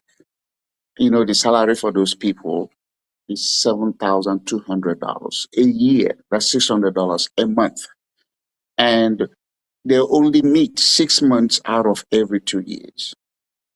So, but the Nigerian legislature is a full-time job, and then you ask yourself, what is a full-time job? What is it that they do every day to warrant what they get paid? The Nigerian population is a victim of limited environment and a limited scope. They don't know how to engage their political people. Instead, they worship them. So the review for additional pay for them, it is out of place because 95% of Nigerians are struggling. You don't have to be an economic statistician or a magician to know that. You walk the streets of Nigeria and look at the expression of their faces to find out that things are tough.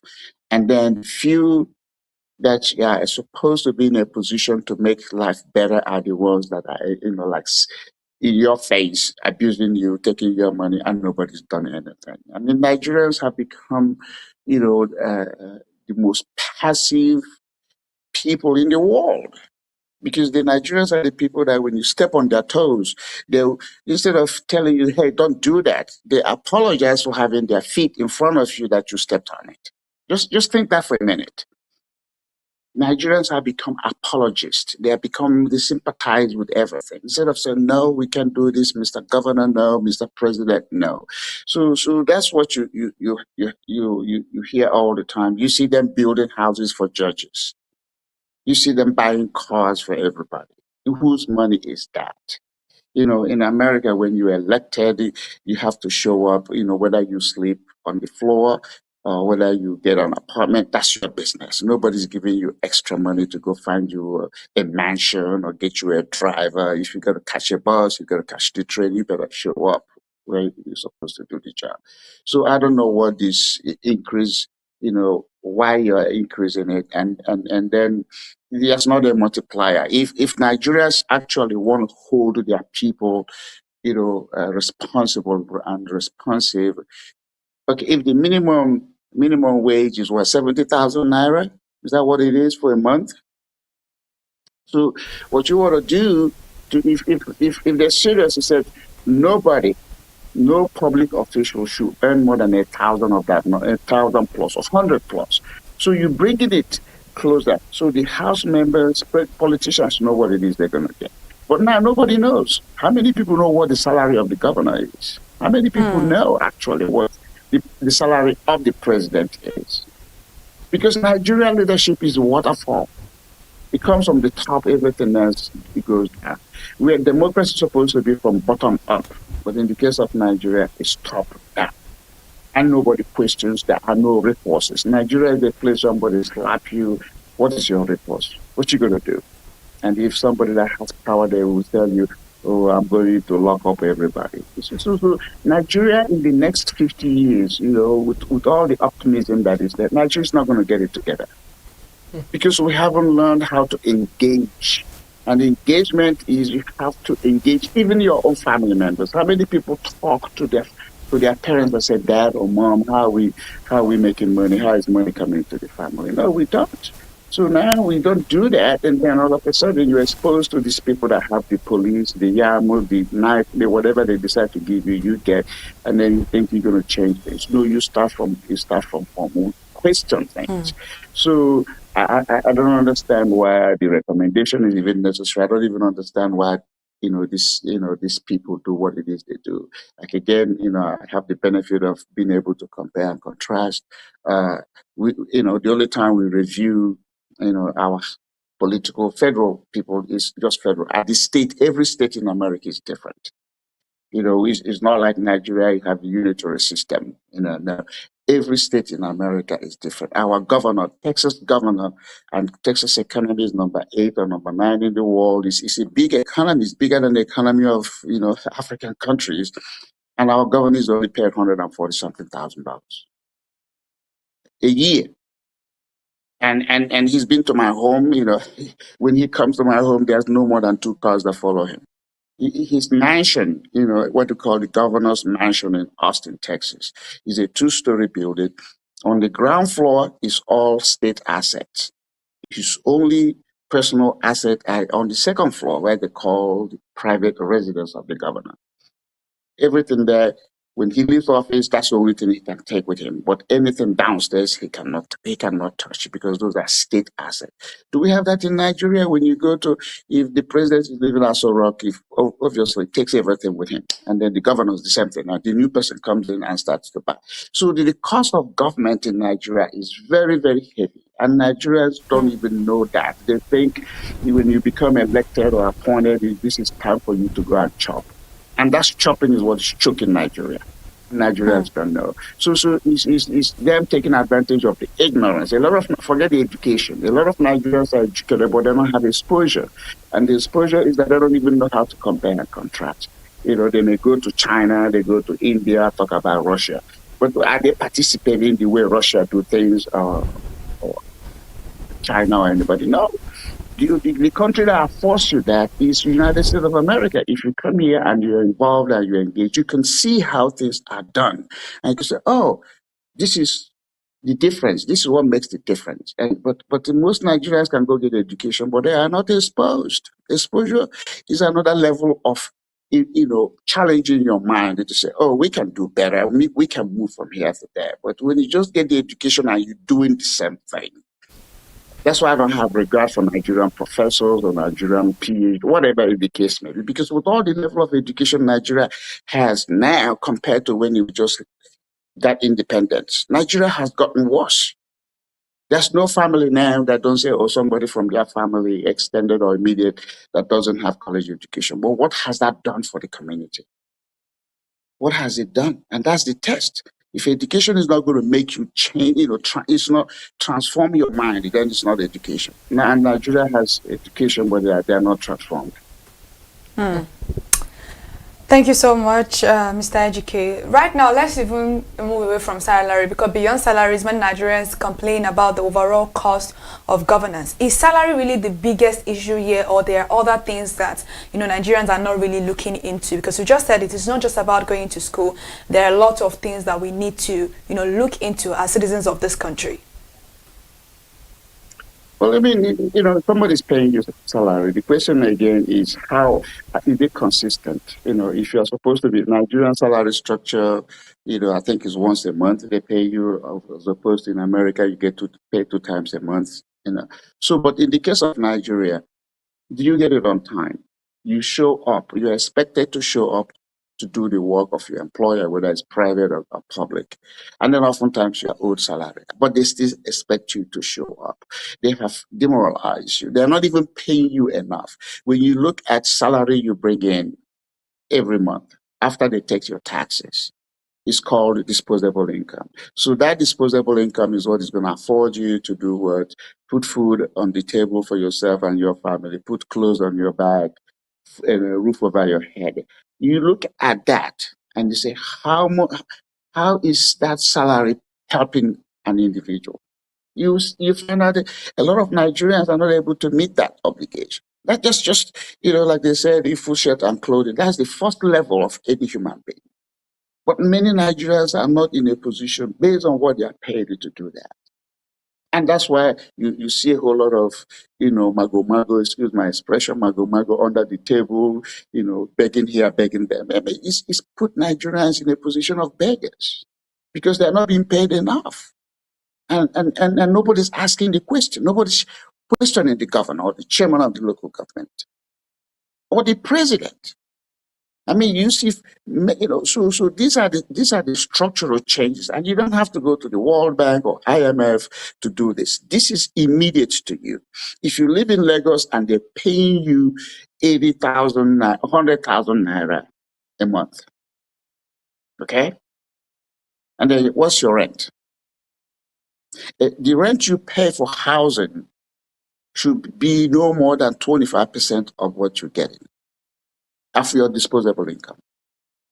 But is there any flat or one room in Lagos you will pay for, 10,000 naira a month?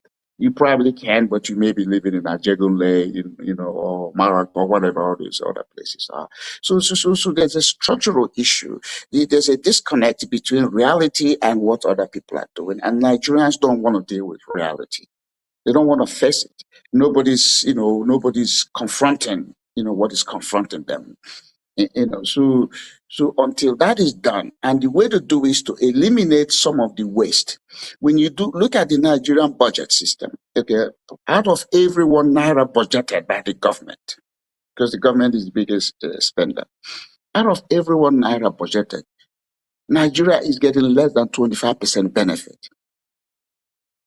Okay, and why is that? Because there's so much waste, corruption, duplication, unnecessary things in the budget money. So the 75% goes into those stuff.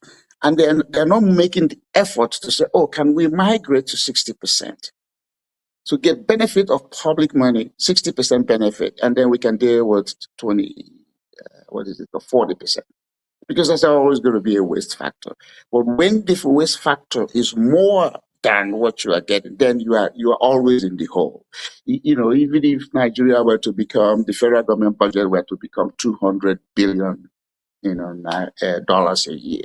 Because right now, the federal government budget, again, most people that get on talk about being professor of this and professor of that, the entire federal government budget is less than $35 billion. And out of that $35 billion, 70% of it is what? Oil revenue. So if you remove the oil revenue from the federal government budget, that means the total productivity of the non-oil sector to the Nigerian budget system is less than 12 billion of 200 and something million people. That's the math. It's not very complicated to do. So when people talk about oil, even if every compound in Nigeria is producing oil, Nigeria is still not going to be a wealthy nation. Minerals don't make a nation wealthy. It is only for small populated countries. That's why people hear about Saudi Arabia, Kuwait, Qatar, Norway. But when you're a triple-digit economy, you have to move away from oil. You have to move away from minerals. You have to go into other sectors and start to say, how do we do that? And then you improve your taxation system in order to collect more. When you look at Nigerian GDP, which is less than $400 billion, and you look at the budget of the federal government, is less than 10% of the GDP. So what is the Nigerian people doing? Apart from digging a hole in the ground to see what is they're going to sell. And when you do that, you are not even controlling the prices of that commodity. So you say you have gold. At the Nigerian market controlling the gold price, somebody in New York or London will crash your price. So even if you're producing all of it, they will just crash your price. Because you are not domestically using that product. You're trying to sell. You are selling what you have, but you have not fed yourself. So the Nigerian economy is what I call an ankle-deep economy. And for you to make it a foot, it's not going to be by digging a hole in the ground. You have to go up. You have to de-emphasize the reliance on oil and mineral. Or we have lithium, we have this. The world can do with that right now. You look at some countries that have been successful, Japan, South Korea, Singapore, and so on. They don't cover us nearly as much as Nigeria has. But look at where they are. But because the emphasis has become on, what I called unearned income, which is, Nigeria didn't do anything for oil to be in their ground or diamond or anything. They did that. But the thing is, if you produce it, are you producing it with your money? Are you processing it with your money? Is your own people even benefiting from it before you sell? You can't be selling when your people need it. And that is where the challenge is. The emphasis has been rough and nobody's talking about it. You look at since democracy came in 99, if you had 1 million naira in 1999, you almost had, $12,000. 27 years into democracy. Do the math. 1 million naira gives you less than $800. And anybody's going to beat their chest, Nigeria is doing well. So into a bank and put your money. If you put 1 million naira in a bank in 1999, I said, okay, that's my retirement money. 26 years down the road, you go back to the bank and said, okay, give me all the interest accrued to this account and my principal. They will give you less than what you put in. And any time a country loses the value of their savings, that economy would never grow. When I came to America, my ticket was 768 naira 50 kobo. That's the ticket that took me from Lagos to London, London to that. Today, with 700 naira, buy you a bottle of beer. So what was Nigeria doing in the 80s that made the naira stronger than the dollar? Can they go back to that? Nobody's talking about that. Everybody's talking about China, India. They say, well, come on, focus on your own country. You have this number of people there. What can you do? You have the capacity to produce, even if you started off rough product. You improve on it as you go along. But you can't just fold your hand and go, let China bring to us, let India bring to us. Come on, man. You have submitted to be subdued. And that is what the black race, let me just migrate it to the black race. That's what we have done. We have submitted to be subdued. We cry about colonization. We cry about slavery. We cry about Jesus dying and Muhammad doing whatever it is. What has that got to do with the price of bread? Like my wife always asks me. If the history we're supposed to be concerned with is the history of now, not the history of 200-300 years ago. What can we do with ourselves living together? What policies do we have to do? So here's what I keep saying. If the Nigerian government is serious about improving Nigerian economy, two things need to happen. You refine your monetary and physical policies. Then if 1 million naira were to start going up to, say, in the next 2 or 3 years, 1 million naira that today gives you $800 becomes to $2,500. You have 300% increase the purchasing power for Nigerians without pumping any additional oil. But if Nigerians think it's going to be more oil or Dangote this, 1,000 Dangotes in Nigeria is not going to make Nigeria a wealthy nation. Because refinery is not a very complicated industry. It's not a very complicated technology. So the emphasis has to move to reform monetary and physical policy. And that is going back to all this money they pay the politicians. They should remove it. They should cap it. Okay, look, every senator, you get 5 million naira. Let's see how many people would want to go and run for office. Mr. Ejike, thank you for your contribution on this issue, because it's a very interesting one. Well, because of time, we won't be able to go far. But let's me briefly ask you about this, because a lot of conversations have been in the air and reactions have been going. Some people are even saying this is the wrong thing to do at the wrong time. So briefly, just 3 seconds. If you're advising President Bola Ahmed Tinubu about this, what factors should guide his decision on this recommendation? Don't take the recommendation. Don't increase anymore. But again, he's on the executive arm of the government. The House members and the legislative. But the president can get, on the pulpit, and because he has a microphone that's bigger than that of anybody in Nigeria, and say, I don't recommend this. Nigerians are suffering. But he's not going to do it because, he too is a beneficiary of a dysfunctional government. You could see how the senators go in there on a Tinubu mandate, we shall survive. I mean, who does that kind of stuff? He's in bed with the speaker and so he's like, hey, you scratch my back, I scratch your back. And so when you have that kind of situation, then you cannot get anything done in Nigeria. The Nigerian form of government, the Nigerian constitution is written for Nigeria not to be successful. Let me say that again. Nigerian constitution was written and is being practiced for Nigeria not to be successful, because there are 36 plus 1 men that are doing it to Nigerians of 200 and something million people.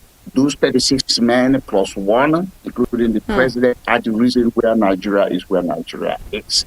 They don't communicate, they don't speak with Nigerians, they talk at Nigerians. And then Nigerians, in their typical nature of Oga on top, Madam on top, they worship those people. They don't push back. There's no pushback in the case of Nigeria. So again, for those of you that live there and doing well, I say, more grease to your elbow. But let's look at the 95% of Nigerians you see every day trying to catch a bus to work. Each time I come to Nigeria, there's tear eyes. I say, it could be better. And that is what leadership is. Leadership is the ability to influence authority. And Nigerians haven't learned how to influence authority. Instead, they worship authority. And when you worship authority, authority abuses you. You got to push back. You got to push back. It's so sad that this is reality, and this is what we have to face. Just like you said, that I think they should look back to what they were doing in the 80s, made our Naira very stronger. Thank you so much, Mr. Reggie Kyokpa, for joining us on this conversation. Your insights were well understandable, and it was straight to the point. Well, thank you guys for what you do and keep doing it. The media is significant in the life of every country. That's what I'm going to tell you. That's what they call the M factors. The M factors are letters that start with M, that made America what America is. China will never be there. Russia will never be there. Anybody. And those M factors is the media, the military, the money, manifest destiny, and moral doctrine.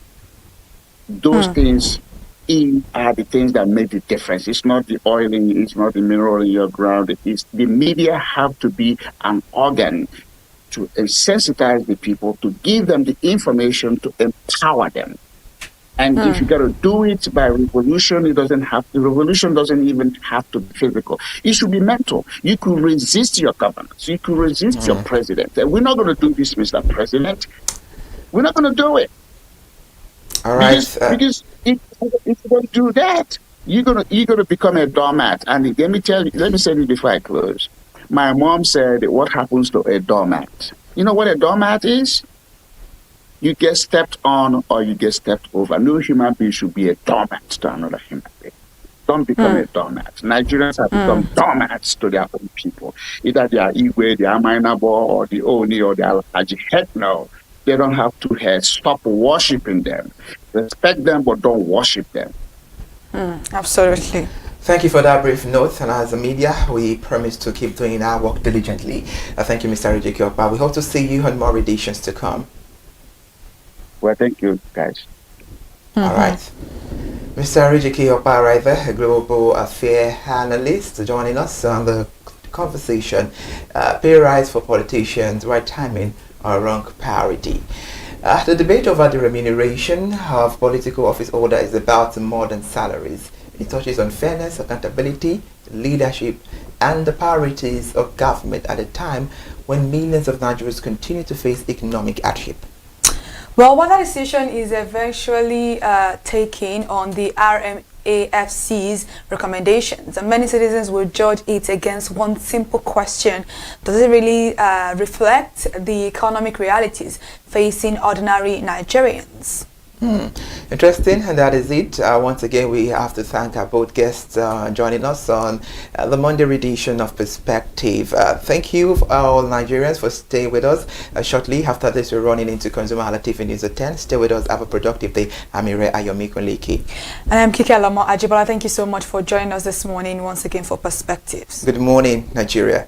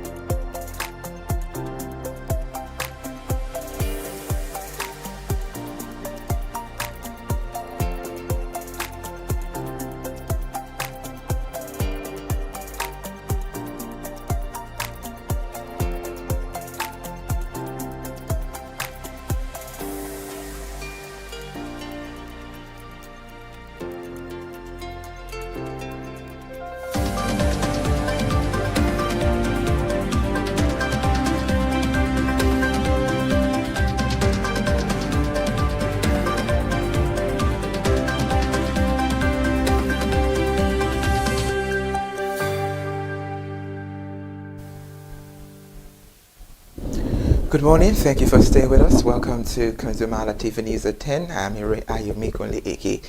And out to the news. The Nigeria Revenue Service has directed all large corporate taxpayers to fully adopt the National Electronic Invoicing and Electronic Fiscal System on or before July 31. The special advisor in media to the chairman, Dari Adekombi, released the official statement yesterday confirming the directive issued by the agency chairman, Zach Adedeji. The tax authority warned that the 14 companies would face immediate regulatory and enforcement actions under existing national tax law. The new mandate follows an earlier implementation notice issued in February 2026, which made the adoption of the electronic fiscal system mandatory for large businesses. Chairman Zach Adedeji instructed all targeted corporate bodies to complete system integration, onboarding, and live invoice transmission before the deadline. The Revenue Service confirmed that compliance monitoring activities have already commenced across the country to track implementation. The enforcement program aim is to modernize tax administration and curb revenue leakages through real-time transaction tracking. Revenue officials emphasized that no extensions will be granted to large taxpayers after the July 31 cutoff date. Non-compliant entities face severe statutory penalties and potential operational restrictions under relevant national tax regulations. The state government across Nigeria received 2.37 trillion naira from value-added tax collections in the first half of 2026. The largest financial figures represent a 23.48% increase compared to the 1.92 trillion naira distributed during the same period in 2025. Reports from the Federation Account Allocation Committee, the National Bureau of Statistics, and the Office of the Accountant General of the Federation confirmed the growth. A total distributable value-added tax pool of 4.31 trillion naira was shared among the 30 tiers of government between January and June 2026. The total sum grew by 12.26% from the 3.84 trillion naira distributed in the first half of the preceding year. Value-added tax revenue accounted for 33.09% of the total 13.04 trillion naira shared by allocation committee in 2026. Although the total value-added tax revenue expanded in absolute terms, its percentage share of the overall federation revenue pool got declined slightly. Financial analysts attributed this relative shift to the faster growth rate recorded by statutory revenue streams over the same 6-month period. Overall federation disbursement got increased by 28.86% compared to the first half of 2025. And now this minute, the federal government is preparing to issue a second financial bond valued at 729 billion naira to settle the verified legacy debt owed to power generation companies. The Chief Executive Officer of the Nigerian Bulk Electricity Trading PLC, Johnson Akinowo, announced the upcoming market transaction in a formal press release on Sunday. The initiative forms part of the Presidential Power Sector Debt Reduction Program designed to improve liquidity across the national electricity supply industry. The upcoming board fluctuation will be presided by an official investors forum scheduled for Tuesday, July 21, 2026. The second issuance completes the first phase of the Presidential Intervention Program, bringing total bond-backed debt settlement to 1.23 trillion naira. Meanwhile, Akinowo noted that the initial 501 billion naira bond issued in January 2026 successfully met its first principal and coupon repayment on July 14, 2026. The structured debt settlement framework aim is to restore investor confidence and also clear the long-standing financial liabilities obstructing the power generation. By converting the short-term power sector liabilities into long-term capital market instruments, the government seeks to ensure continuous electricity supply. Meanwhile, the sector regulators confirmed that future phases of the overall 4 trillion naira debt reduction program will follow a transparent market-based mechanism. We're moving to the federal government. The federal government has reaffirmed a strategic commitment to eliminate the pest des petits ruminants, or highly contagious vital diseases affecting the small ruminant by 2030. The Permanent Secretary of the Ministry of Livestock Development, Chinyere Akujobi, gave the assurance during the stakeholder workshop held in Abuja. Deputy Director of Information, Arienta Okong, issued a statement detailing the national strategy on Friday. Akujobi explained that eliminating the livestock disease is a critical national development objective to reduce poverty, boost rural incomes, and expand agricultural export trade. Nigeria currently holds the largest population of small ruminants in Africa, estimated at over 200 million sheep and goats. The ministry is now updating its national strategic plan for 2026 to 2030 in partnership with the Food and Agriculture Organization and the World Organization for Animal Health. Moreover, the government has intensified targeted vaccination drives, laboratory diagnostics, outbreak surveillance, and cross-border trade control to mitigate economic losses. Because sheep and goats provide a primary economic safety net for millions of rural households, disease eradication remains central to the National Agricultural Transformation Plan. The strengthened veterinary oversight along the regional trade corridors with neighboring nations will form a cornerstone of the updated framework. The organized private sector leaders and economic analysts expect the Monetary Policy Committee of the Central Bank of Nigeria to retain the benchmark interest rate at 26.5%. The Central Bank Policy Committee convenes a scheduled macroeconomic review meeting on Monday and Tuesday amid shifting the global economic dynamics. The Chief Executive Officer of the Center for the Promotion of Private Enterprise, Dr. Muta Yusuf, noted that global geopolitical tensions make interest rate cuts unlikely. Despite the Central Bank of Nigeria survey indicating that 61.1% of the citizens favor lower interest rate, economists expect monetary policy to remain tight. Dr. Yusuf explained that escalating Middle East conflict have pushed international crude oil prices above $84 per barrel, feeding global inflationary risk.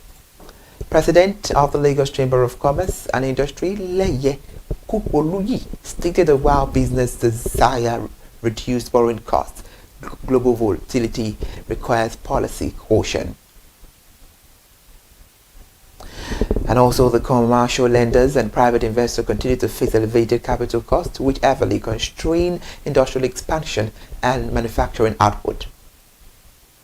However, financial experts maintain that the Apex Bank must prioritize exchange rate stability and inflation management before initiating monetary easing. And the outcome of the two-day monetary policy meeting will set the direction for domestic credit market over the coming quarter. And now let's give you some update on sport. Now we're talking sports as Spain won the second FIFA World Cup title after defeating defending champions Argentina 1-0 in extra time during a thrilling final match on Sunday. Substitute forward Ferran Torres scored the decisive winning goal in the second period of extra time, following a precise assist from the teammate Nico Williams. The victory marks Spain's second global football championship 16 years after their historic first triumph in South Africa in 2010. Argentina goalkeeper Emiliano Martinez delivered several brilliant saves to keep the match scoreless throughout regular time. However, Argentina were reduced to 10 men late in the second half when the midfielder Enzo Fernandez received the second yellow card for a tackle on the Pau Cubarsí. Spain capitalized on their numerical advantage during extra time, dominating the ball possession until Torres broke the deadlock in the 106th minute. The Spain captain Rodri was named player of the tournament and officially lifted the World Cup trophy alongside FIFA president. The head coach Luis de la Fuente praised the state's resilience after navigating a tense final match with a victory. Spain, which has become the current holder of the men's and women's World Cup title.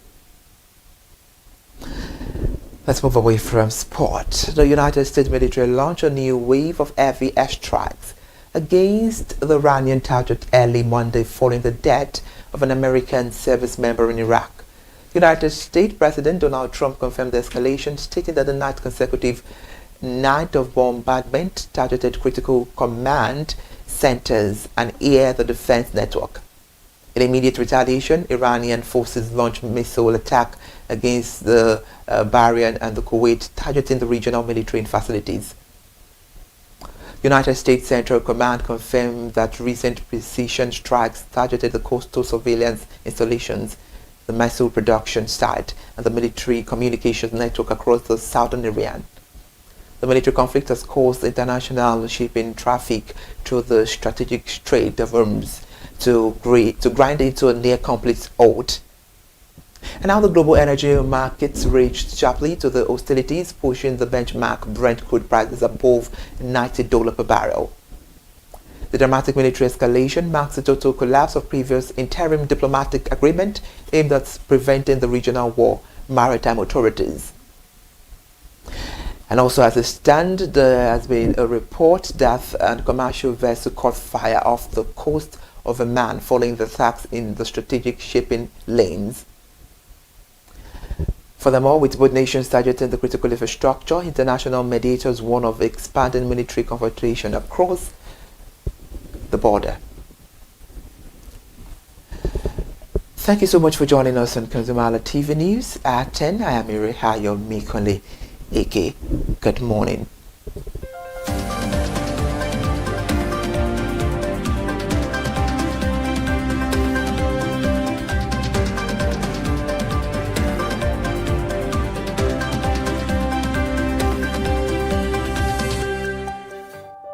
Hey there, do you know in the world today, everyone is a consumer, and as consumers, we all have the right to be heard. In Nigeria today, as a consumer, you have all right to product information, right to fair pricing, right to return goods, right to product labeling, right to fair dealings, and a lot more. Well then, have you heard about the new media channel? ConsumerHalla TV. ConsumerHalla TV. ConsumerHalla TV. At ConsumerHalla TV, our goal is to inform and educate consumers in Nigeria with insightful news alongside development within the fast-paced world of consumers through well-researched, specialized, and analytical content. Our vision at ConsumerHalla TV is to create an engaging platform that provides right connections for meaningful brands in Nigeria, thus creating a more caring world for consumers where business thrive. And guess what? Our ConsumerHalla brand is the first consumer complaint resolution portal in Nigeria, powered by a 72-hour feedback mechanism. We offer consumer advocacy, informative talk shows, branding promotions, advertising, and lots more. Connect with us via our YouTube channel at ConsumerHalla TV. Follow us on our Facebook page, ConsumerHalla TV, our Instagram page, ConsumerHalla TV, and do well to subscribe to our YouTube channel. Subscription is free. ConsumerHalla TV.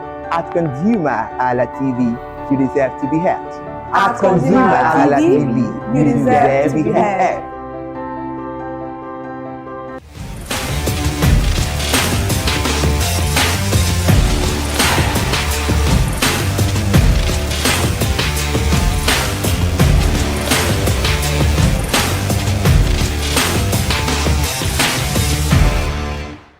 Smartphone, tablets, and all the electronic devices becoming part of our everyday life, power bank has now become an essential accessory for many Nigerians. And with many options of power bank available in the market, consumers do have choices. They tell us the reason why they are sticking with a particular brand. And on today, I'm live here on the street of Lagos, Nigeria, whereby we'll be asking consumers what do they consider when choosing a particular power bank and which power bank do they use. Remember, this is Consumer Voice, real consumers, real experience. Let's go find out from consumers.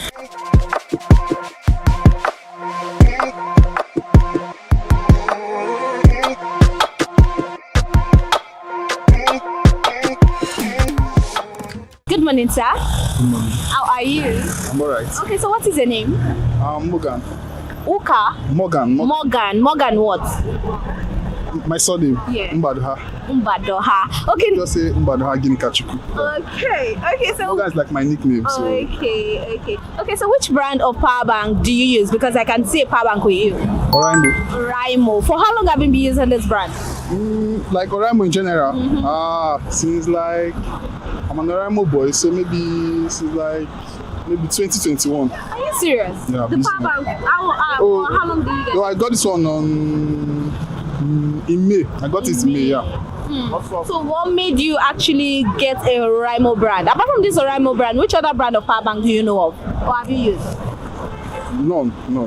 So this is my first power bank. I just got Oraimo because I'm a fan of their pods and their chargers and everything is legit. So I just went for Oraimo power bank. So how has the experience been so far? With the power bank? Yeah. It's nice. At least it charges my phone very well and it lasts. So.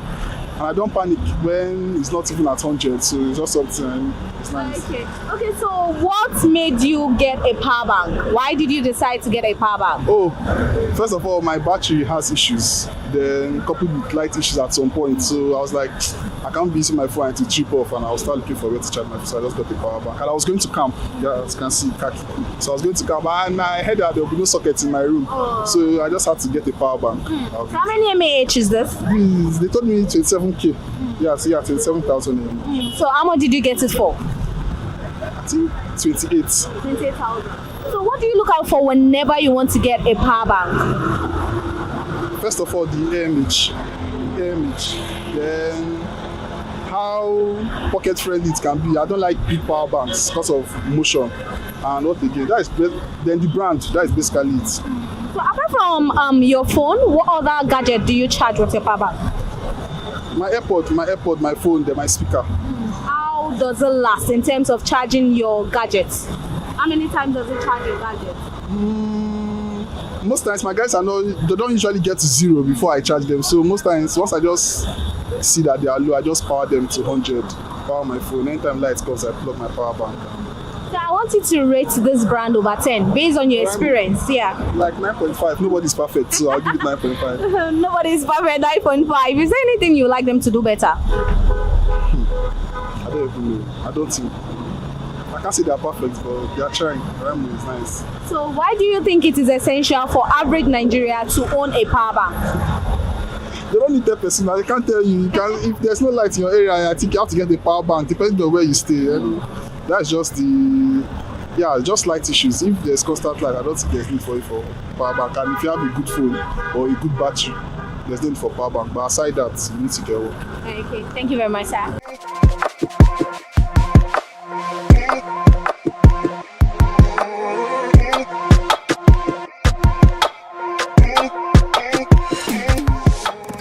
Good morning, sir. Good morning, ma'am. How are you? I'm fine. Okay, so what is your name? My name is Afolabi Bolan. Afolabi Bolan. Okay, now, do you have a power bank?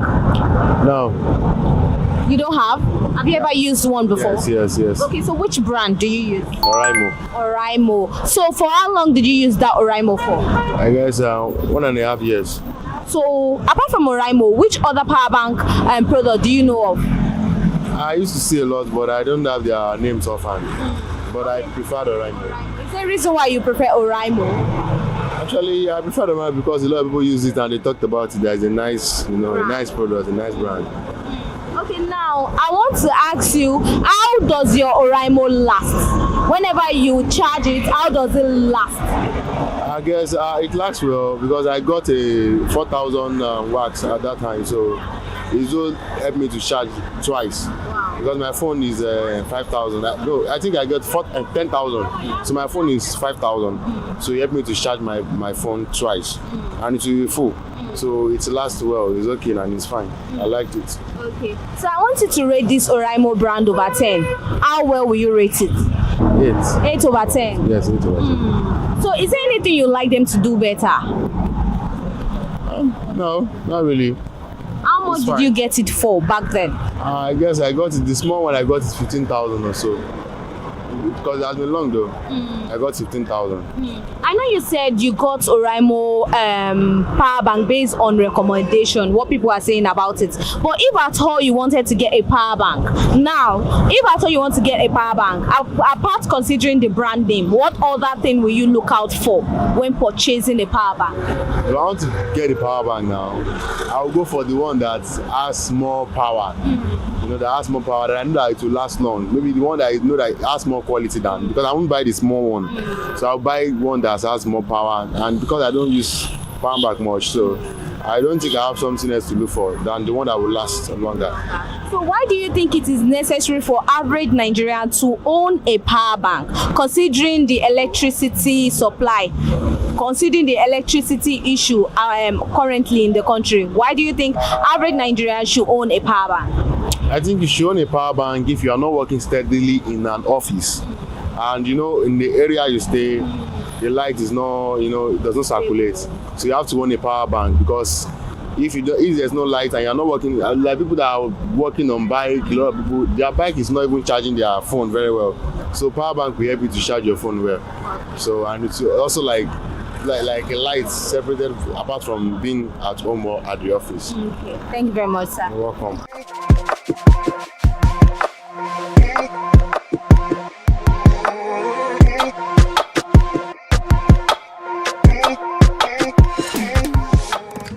Good morning, sir.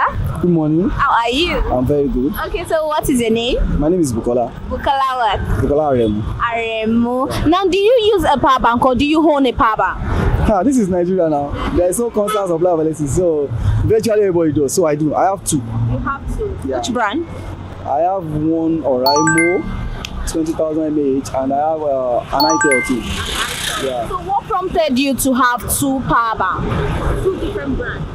Okay, there is a funny saying that you should have a power bank for your power bank too, because of the instability of electricity. I think that's the major reason why. And to keep connected, we live in a virtual world now, a global world now, and most of the things we do, they are online. So imagine I'm applying for a job or I have an interview, and all of a sudden my phone just went off. So it will be a catastrophic something. So that's why, basically. Okay, now between those two brands now, because now you own Araimo, you also have ITEL. Which one do you think is better, suits you better, that lasts longer? Though they offer different, what's that English? They offer different services to me. Because the Araimo, though, is not as strong in terms of output, but it has a very bright touch. Yeah. However, the other one, the ITEL, it has a very strong output. I mean, the battery lasts longer, but the touch is not that bright. But they offer various services. Like, say I'm in the house now, and suddenly the light went off. I can quickly turn on my Oraimo power bank. Yeah. So. Okay, now for how long have you been using Oraimo? For how long have you been using the ITEL brand? I bought the Oraimo first. I think like 4 years ago. Wow. And the ITEL, even though the ITEL is not handicapped in the sense that when it's charging, I don't know. But I know it's connected. So that one is like 3 years. 3 years? Yes. For 3 years? Yes. Okay, now you said the Oraimo now is not really that strong. Will you consider, because you've been using it for a long time, that's why it's acting that way? And the ITEL, you said 3 years and it's still stable.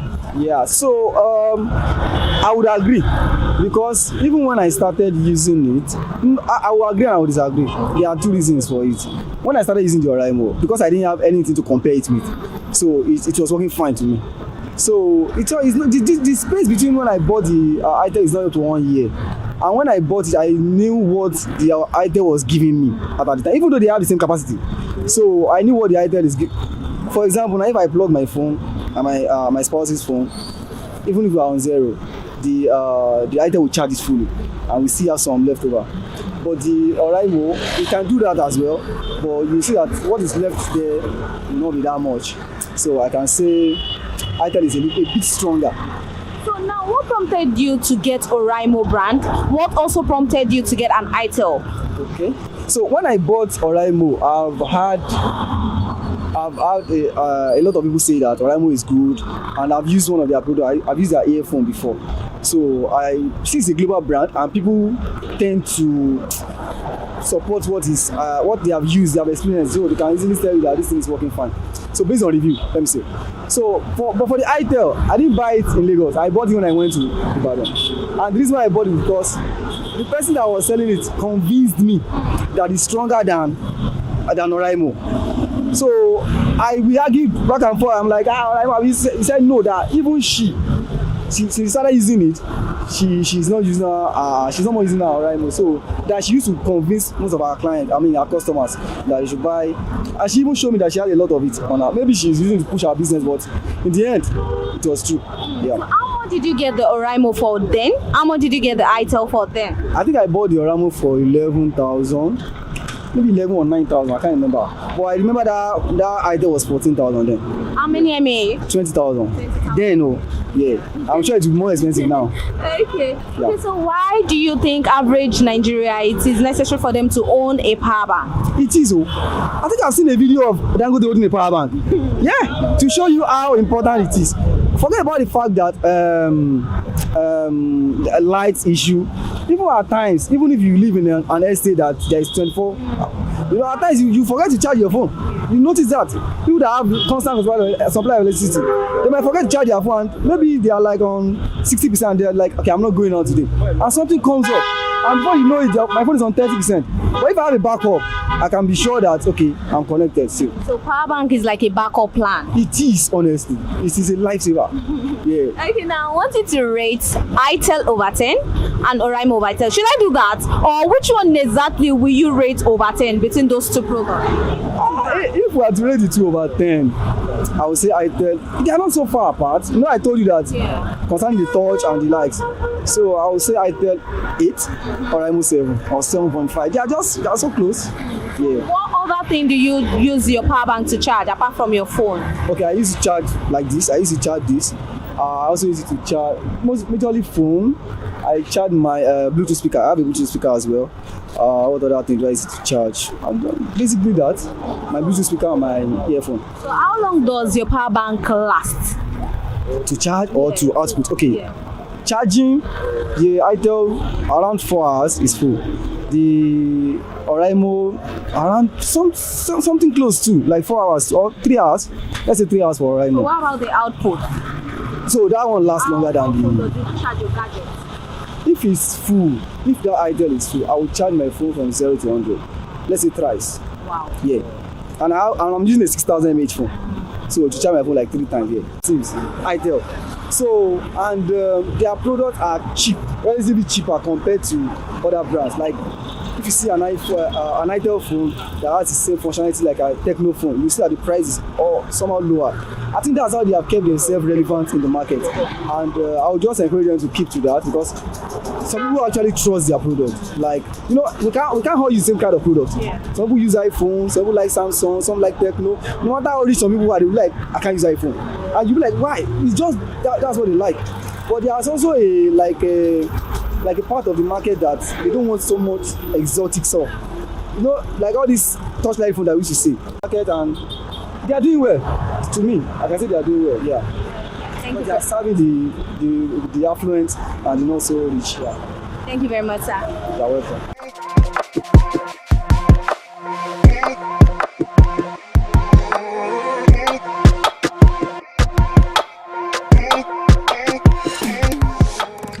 Good morning, ma. Good morning. How are you? I'm fine. Okay, so what is your name? Kemi. Kemi what? Taiwo. Okay, now do you own a power bank? Do you use a power bank? Yes, I do. Which brand? Oraimo. For how long have you been using Oraimo? I just got it last year. You just got it last year? Okay, now before I go to Oraimo, which other one were you using before you got this one? I've not been using anyone actually. Okay, so what made you get Oraimo? What made you get a power bank? Because I felt I needed a power bank because my phone actually runs down very, very fast. So, and I needed it for school stuff and everything. So how do you get to know about this brand that made you go for Oraimo? Through like talking about it, like it's a good product, it lasts long, stuff like that. So how has the experience been ever since you've been using it? It's okay, but the funny truth is, why will a power bank not come with a head of charger? It's very important. Yes, only the small cord, so it's not. Okay, so how much did you get it and how many mAh did you get? Okay, I got it for 22? And it is 2,000. Okay, 20,000 mAh. Yes.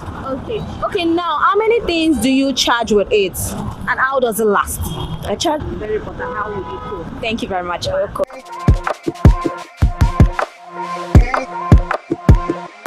morning, sir. Yeah, good morning. How are you? I'm doing fine. Okay, so what is your name? I'm Samuel Seya. Samuel what? Samuel Seya. Seya. Okay, now do you have a power bank? Do you use a power bank? Yeah, I use a power bank. Okay, so which brand? I can't really remember the brand, but something not really popular. For how long have you been using it? For close to 2 years now, about 18 months or so. Are you serious? You newly just got the power bank? No, not newly. 2 years now? Going to 2 years. Going to 2 years. How do you get to know about that particular brand? A friend of mine referred me to the power bank, and I wish I was with it here to 50,000 mAh. 50,000? Yeah. Are you sure it's not Ace? No. Okay, now what do you consider whenever you want to get a power bank? What I consider referred me to Jumia, so I downloaded the app and said I should get it and trust. Yeah. So how has the experience been? It's been really relieving because my area doesn't usually have lights. Sometimes they would bring the lights for 2-3 days a week. So the power bank saves me a lot. How does it last with your gadgets? How does it charge your gadgets? Okay, I would say for my Android, 1% of the power bank gives me 45%. That's for my phone. If I don't press it at all, it gives me 6%. I've calculated that. So that means you're trying to say you use a power bank to charge your Android